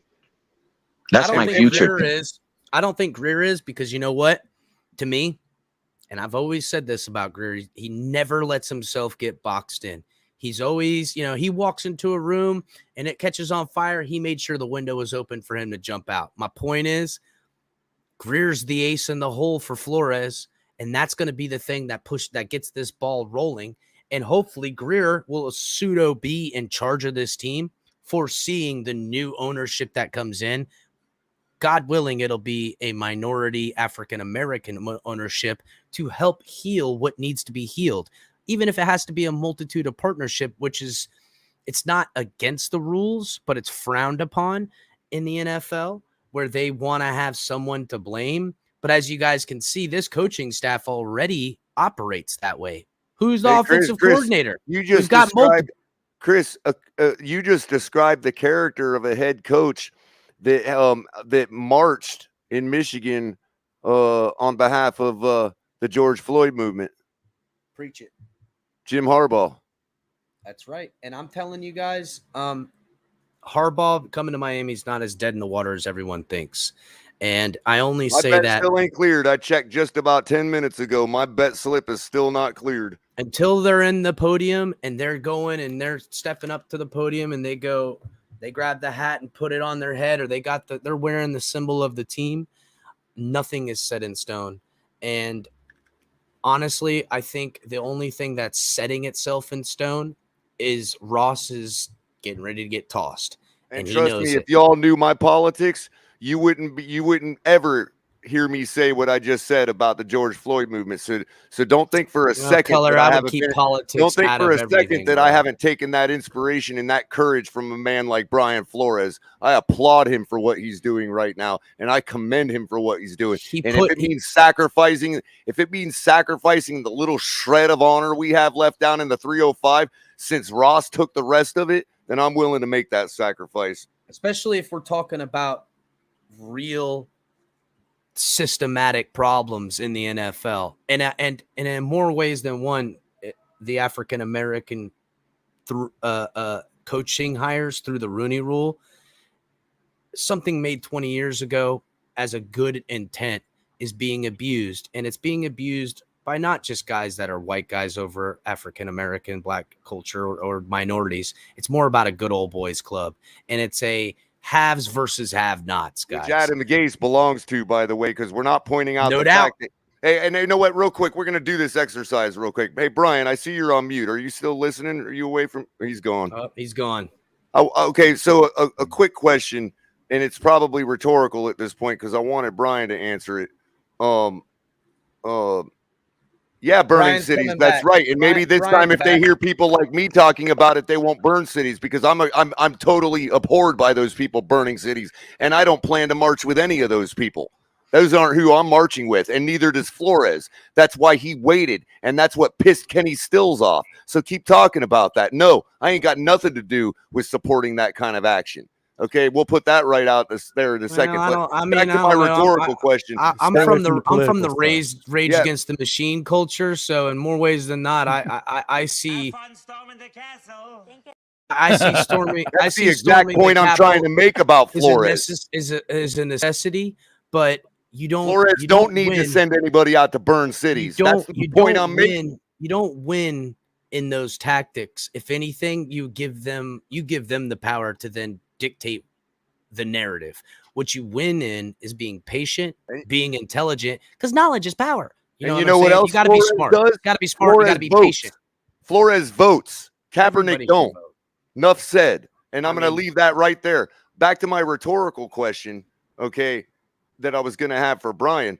Are we going to, let's go ahead and do this comparison just for the exercise. Who is a better head coach? And I'm not talking about record, because that's not why Flores was fired. I'm talking about character, okay, and how and the locker room and all of that other stuff. Who was the better coach, Brian Flores or Adam Gase? Okay, I'm going to answer for myself. Obviously, I think it would be Brian Flores, but there's reasons I would think that, and nobody's going to sit here and say they weren't a part of calling Adam Gase a goofy mofo on his way out. Okay, we slandered him a lot too. But guess how much that affected him, because of the image of slandering a white guy with goofy looking eyes like that is different than it is slandering a black man for having personality issues and collaborative issues in the locker room, and telling everybody that he's gone off the handle and he's the only one in the locker room that has any kind of temper or anything like that. Okay, how much do you think that different image in people's heads when Flores goes to get a job as opposed to Adam Gase, who had a job with the New York Jets within a week? Okay, I rest my case. And that is feeding into Flores's narrative. But I do think Flores would have gotten a job. I really thought that Houston was going to hire him. The evidence suggests otherwise. The evidence suggests otherwise. Well, I don't know if that's a racial thing. Look at the Houston's Houston's GM. He's from the Belichick tree. He knows Flores. If he's good friends with Flores, like you said, who you know. And guess who's the only one left? Guess who's the only one left considering hiring him? And after all this came out, you expect me to give credit to Houston? Wait a minute. You expect me to give credit to Houston for hiring a black man now like that in this situation after all this is coming out? Yeah, but Cutler, I'm not talking about the Coley thing because everyone knew he was a. No, I'm not. I It had nothing. don't look again. He's talking about you're the black deflecting. eye I'm not of talking Houston about right Cully now or anything like that. The black eye of Houston right now is all of their uninclusiveness. Are we And supposed if they to give if they Houston bring in, credit now? I think Flores sees what Houston was trying to do there. Not only are they going to be able to keep the quarterback that's already got. This is getting more disgusting by the day, Chris. This is getting absolutely more disgusting by the day. It seems to me that y'all Flores are feeding is like, right into I'm it. gonna come here to be the black coach hire for them to virtue signal, as I'm sure Color would allude to, that we're not this way, and that's a left-handed compliment. Nobody in the chat is happy with what I'm saying right now, so don't act like I'm preaching to people that want to hear what I'm saying, because y'all are complaining about it. So no, I'm showing you courage right now. But no, I'm not saying that Flores was only a minority finalist. I think he was a finalist because Houston feels like he could get the job, and the only reason he wasn't offered the job sooner that's what is that's what the other dude in Houston. Let him finish. It's because the other guy. No, it's because the other guy in Houston wants Josh McCown for some reason, but the actual GM Nick Caserio, I think he wants Flores, but that's just me. And he is still a finalist with all these lawsuits. That's what the Giants said. The Giants That's said he had exactly a right. shot, The Giants said the same thing. You know what? But you can't say the that. owner really Speaking wanted of evidence. Flores, but the GM just didn't want him, and that's just a cop out, bro. It really is. You can't really say that's the case, and you can't you know what? say And that, you're right. Brian. You're right, Brian, because in more ways than one, I don't know. The owner Dayball getting his first shot as a head coach over Flores might be because they believe where they're building and what they have to build with is going to be better served with the guy that they hired versus the one they didn't. And I think and the Giants GM knows Brian Daboll. And that's why I think Flores won't win.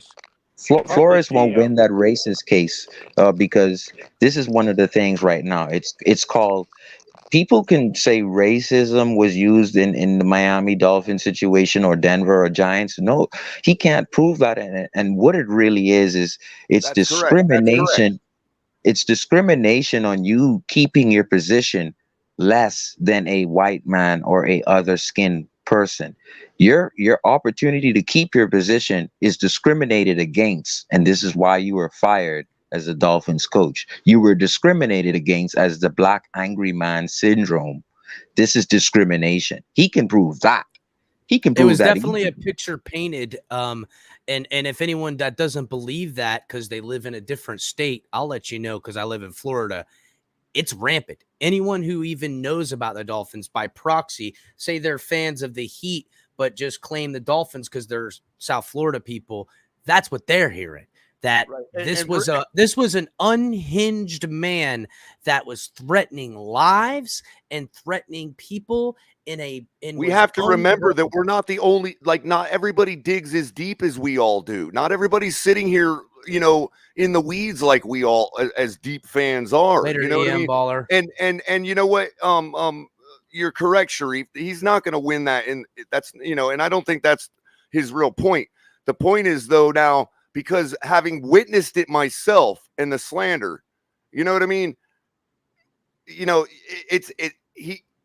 I'm not afraid to say something about it.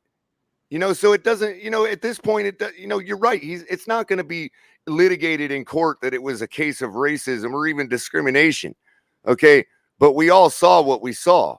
You know what I mean? And those who want to continue to deny it, that's fine. And to AB's point that he didn't care about racism until it affected him. How do you know? How about maybe he's the only adult in the room and he just showed the rest of them how to actually win the fight? Listen, and maybe in some ways Flores did lose his cool and they can hang their hat on what they were talking about. And Captain, that's but again, they're blaming him for something. They're blaming him for something that was caused by the very his very grievance in the first place. But Cully, what gets me right is, oh, I know Flores. I have word that Flores. I have inside information from Dolphins that Flores ran roughshod through the organization. And what gets me right is they have all of this information that Flores ran roughshod through the organization, but what they don't know is the discrimination was given to him from the top, from Stephen Ross and from Greer, telling him, man, this guy's warning you. You didn't take the 100K, and he's warning you. You need to lose games. That's discrimination from you not keeping in line with my billionaire boss. That's the discrimination a black man would get, as Brian knows, a black man would get to keep face. Keeping face cost Brian Flores his job, and that's the discrimination that Brian Flores will win. He will win. Or even Sharif, it doesn't even have to be so much discrimination or color schemed in any way. It has to be that, I mean, guys, you got to think of the situation that of the picture being painted by Brian Flores in some aspects. First of all, I'm out on a boat. Okay. You're solo out here with a man that's so powerful, he gets to meet presidents. Okay. And not just ours. Foreign presidents. When he goes into another nation to build and develop shit, he sits down with parliament, with whatever government they got, and they all kiss each other's asses because there's money in there. Okay. It's just how business is done. Now he's coming to you talking about money, throwing, which essentially is chump change to him, $100,000, to take control over Flores, because probably once they hired him, they probably really believed he was the right man for the job. Probably found out sooner rather than later that, oh, wait, I can't control this guy. We need to figure out a way to control him. And that's the only thing I worry about McDaniel. And I seen AB say up there earlier that, or somebody did, I don't know who put it in the comments, but that McDaniel is a minority, and that, you know, how is he not whatever? My point is, McDaniel is plugged in the same way all these guys are plugged in. And I'm not saying Flores isn't plugged in as well, but obviously he ain't plugged in with the right people, because just how I saw the slander come to him after he was fired and the way he was treated outside of it, he found himself alone. And when he saw people he probably perceived to be friends not answer his phone calls or turn their backs on them because they're afraid of what's happening to Flores could happen to them. You side against us, you're siding against all of us. And that's the systematic. I don't know how racist it is, like I said. Chris, you're right. You're spot on. It's a true case example of power dynamics. That's right. Power dynamics. Until I witnessed it like this. And like Miss O'Neill said, not only did he could have been told by his lawyers to collect information and protect yourself. He could have been waning his way from the freaking offense. Think about this. Chan Gailey got leaved because of Ross, not because of Flores. O'Shea left because of Ross, not Flores. These people made decisions were made beyond Flores because people were tired of Ross. And now people are saying, oh, Thanksgiving, Ross wasn't with the team. Well, maybe Ross wasn't maybe Flores wasn't with the team 2 years ago because he saw he was a difficult person to control under Ross. That's right. And you know what? And we're not factoring none of that in. The fact that when's it ever happened where you had an African-American head coach and an African-American GM? And I agree with that. And I'm not saying that Ross is the racist that Flores is talking about. And I don't think he said that either. Yeah. The implication is the power dynamic that in other instances outside of Ross is used in a racist manner for control, where if you want to be in on this, Flores, you're gonna have to play. Yeah, nobody said it was purposely done to be racist. So that's right, and especially the from Dolphins the are not racist, and Stephen Ross is not racist. No, and he's this, not. And that, and the other. He's not. But he is abusing his power. But to excuse what is going on and what happened by saying that we have a black GM and we have that's like saying, well, the league is 78% players in the league are black. That's Does right. that mean That's not. We're talking about control, narrative, and not only power. that, but 100% of the slaves were black. and they were fed every night. Exactly. And the thing about it is, once again, you don't want to take the first 100K bribe that I'm giving you. Well, I've only known you 1 month into me hiring you. Guess what?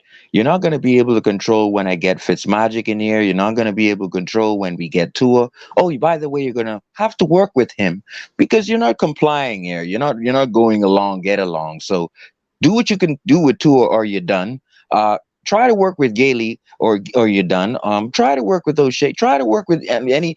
Hey, we're gonna give you a guy who's gonna work with you in Studsville, but we're also gonna put with the other coach, offensive coordinator we had in there. We're gonna give you 2 offensive coordinators. One's gonna like you, and the other's gonna like us. So we got someone in there controlling just as you do. It could have been this situation for Flores from 2 years ago. So he could have been stacking evidence, like Miss O'Neill says, to protect himself. All of a sudden, oh, we have data that Flores hates everyone and separates himself. It could have been him by law just protecting himself for this situation. This is what we got to look He at, could have guys. kept quiet just to bait him in some way as well, Sharif. All right, guys. And wait, real quick, Chris. And as expected, AB completely missed the point there.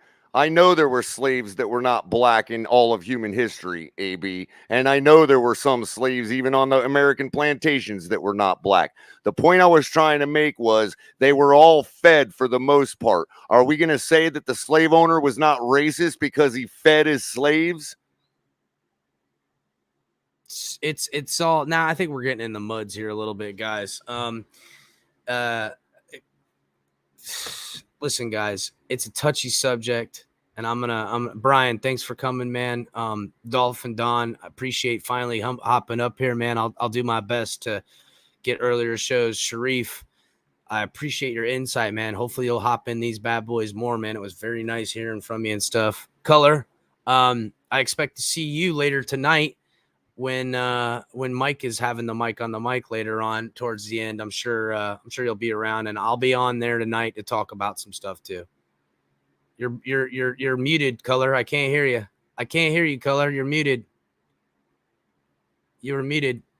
Hey, if y'all want to stop hearing me in this kind of mood all the time, just stop flame and flow. I mean, there's no reason not our coach anymore.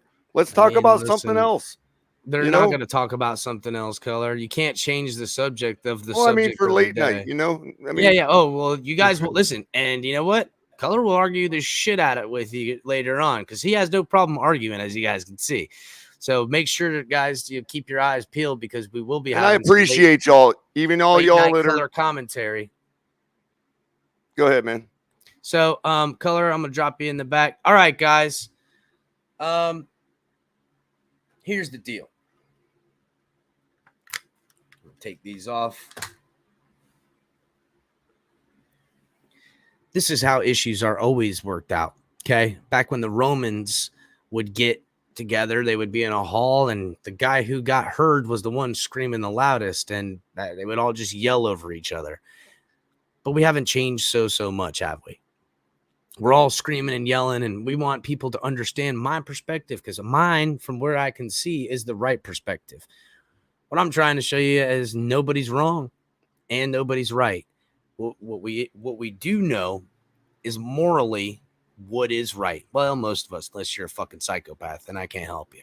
My point is that we can't hush anyone when we're talking about going forward. Now, we also can't sit here and debate nonsense and not move forward. We have to grow. I mean, it's kind of the whole point of it, right? Because if you're not growing, you're dying. And none of us seem to be dead yet. Guys, please make sure to check out TMI Tuesdays, Talk 7, TMI Tuesdays game show. Right after that is Open Mic with Mike on the mic. And he'll be on tonight at 10 with Drop the Mic.